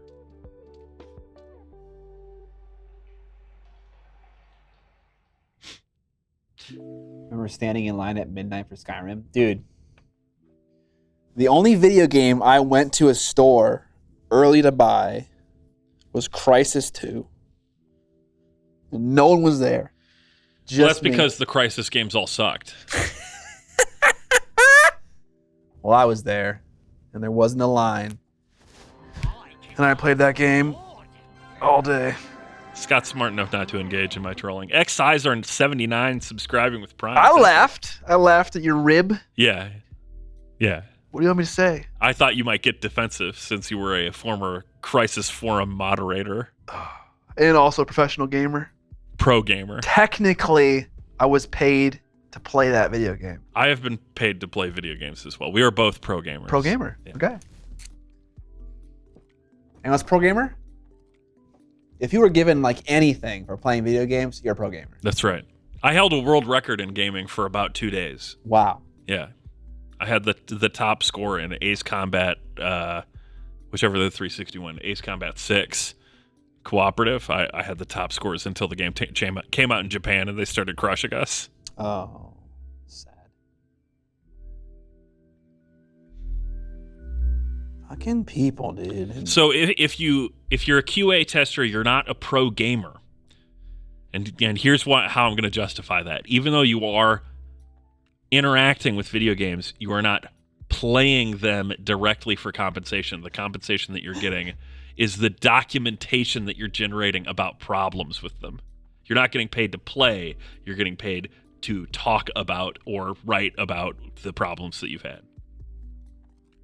It's okay, Ampersand D Monkey. I think you're a pro gamer.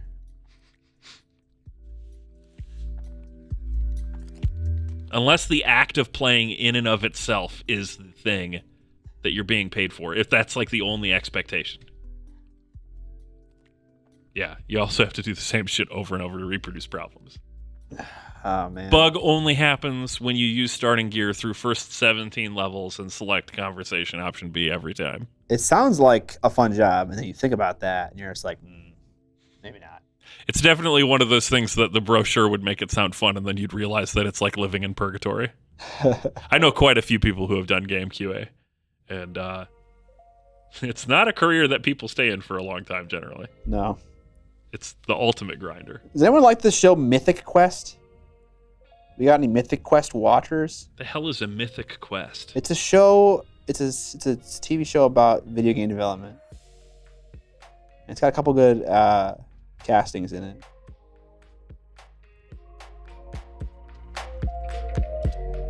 Me and Amber watched it for a little bit. 3 minutes left in that giveaway. Got a lot of entries. Nice. It's on my list of things to watch eventually. Nice. Couple of yeses, couple of love it's. Love it! Love it! Looked really good. Couldn't remember what service it was on. It was on the high seas. Tattoo tabletop. You have to catch it like a fish in your boat, your pirate boat. And I make myself very clear. I'm a game dev. I'm on the engine team at Epic for UE. Unreal Engine. Okay, I was like, I knew the U was for Unreal, but all I know is Unreal Tournament. And yeah, QA for game companies get treated like crap. Shit, that sucks. Pretty much, yeah. That sucks. Never like to hear that. Oh. It's a Rob joint, huh? Now I'm interested. Shrinking on Apple TV Plus is great too. Shrinking, okay.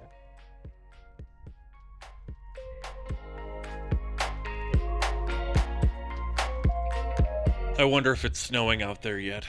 Oh God. The winter storm warning said it started at 3. Oh God. Chat, there's 90 seconds left. I'm going to poke my head out the door and look outside. Be good while I'm gone. Chat, Minnesota is getting a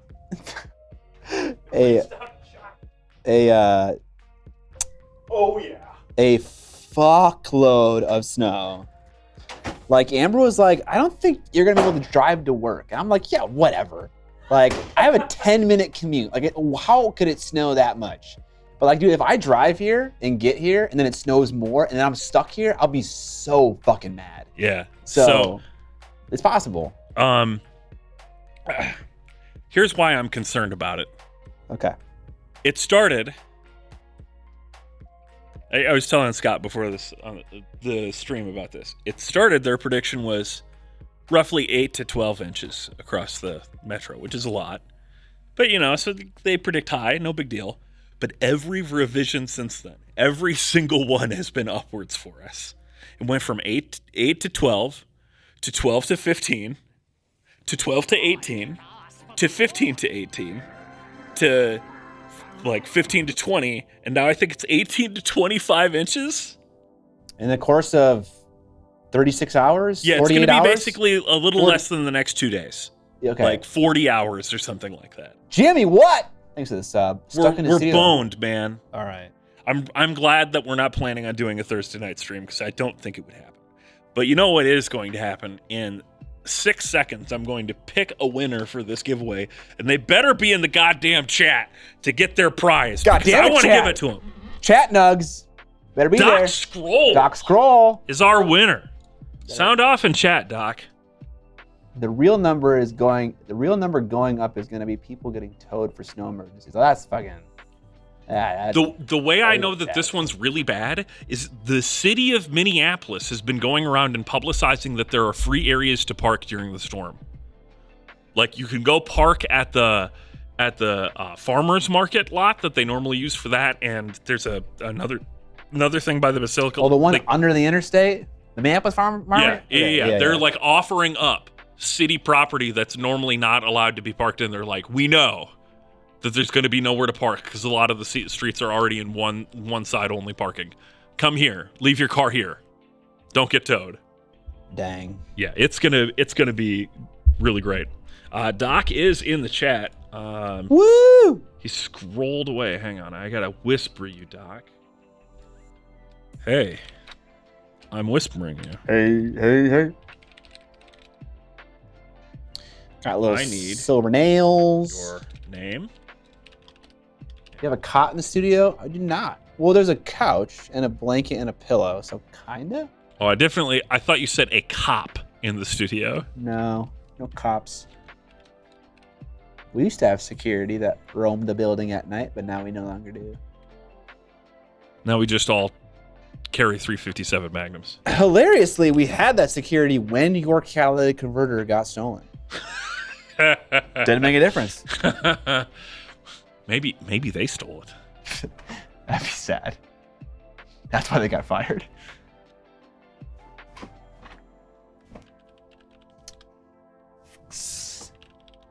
Yes, Drasdy. Who needs sleep when the stream is live? Damn right. But that's all right. We're going to wrap up the stream here because it is 4. It is 4 indeed. All right, I'm going to do a little bit of scroll work on this scroll, and then we're going to call it a day. Who should we host? That's what I'm looking at right now. Time for new locks for the office. Yeah.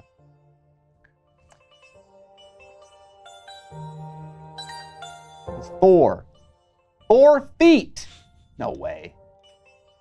That would be another upward revision. That would 48 inches. That was fun, guys. Absolutely. It was a lot of fun today. I love talking about movies so much. I'm going to go home and see if I can convince my wife to watch a movie. It's always like we either watch a movie or we watch fucking like Love Island or something. So I thought you were going to say, would you rather watch a movie or make a movie? But that's a different kind of thing. Make a movie. I like making movies. Not dirty movies. I like fun movies. You ever get your homies together and fucking make a movie? Not that kind of movie. That's a lot of fun. Evan, don't be weird.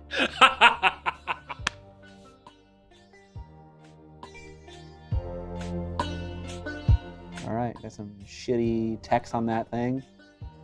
Easy clap.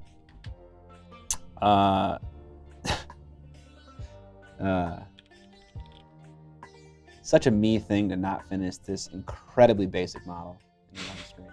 In fairness, you did only paint that like I don't know, that many for about an hour. Yeah, but like I could finish this model in 15 minutes if I had a thought, like a plan in mind. I wasn't kind of just like floating around the model. Yeah, sure. Mindlessly. I have a lot of painting to get done in the next 10 days. Why is that? Because we're playing Age of Sigmar on stream in 10 days. And you don't want to show up with a not painted army? Yeah. Is that what I'm hearing and now? I'm not using any of the stuff that I've fielded before, basically. Yikes. As usual. That was not the goal of the stream. The goal of the stream was to talk about movies, yes.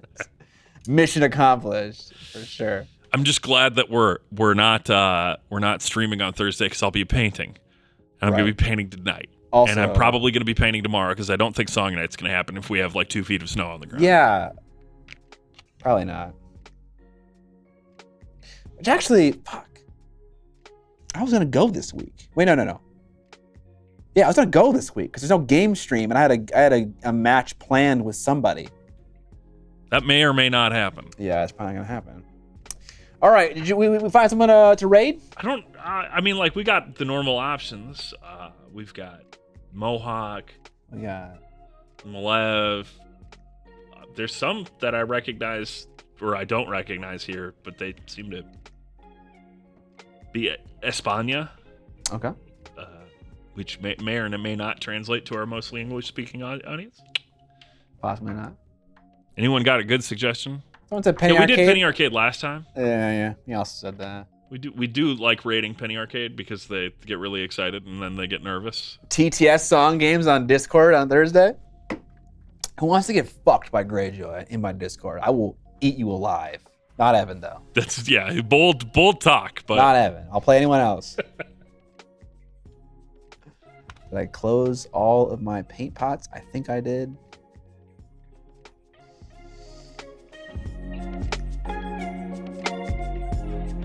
Raid something random.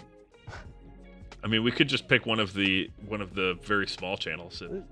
Should we do a small channel, chat? Should we do a small creator and just kind of? I don't know. I always appreciated that when I was small. Someone did that for me. Got one, yeah. Go small. I think we can do that. Got two, yeah. All right, yeah. Chat Nugs is on board, dude. So the question is, give him a thrill. Which small channel do we want to do? Pick one that's not painting Space Marines. I want to bless someone who is. How about one doing Orc Commandos? Sure, yeah. I want to click on it and actually see. I don't see any Space Marines. Good. Chat Nugs go where the Chat Nug commander orders. Cool. Chat Nug commander is Evan. We're gonna raid Vickers Medium. All right, Vickers Medium. Treat him well, chat. It's gonna be fun. All right, guys. Thank you so much for hanging out. Thank you so much for the extraordinary support today. Busting through 2 different giveaways, and then 10 into the next one. I appreciate it so much. Thank you so much for the support. Thank you for hanging out, chatting about movies. I love chatting about movies so much fun. Hope that the mild discoveries that we kind of found at the beginning of the stream, first half of the stream, were interesting to you. Definitely were interesting to me. No game stream this Thursday, first and third Thursday of the month here going on, here forward. So this is the 4th Thursday. So we're skipping this Thursday, but next Tuesday, we'll be back painting in the studio again, and then testing out a new paint range if I'm able to do it. So yeah, that'll be it. Thank you guys again for hanging out and chatting and supporting me. But enjoy this smaller streamer whose name is something with a V. Vickers Medium. Vickers Medium. All right, guys, have a good rest of your week. See ya.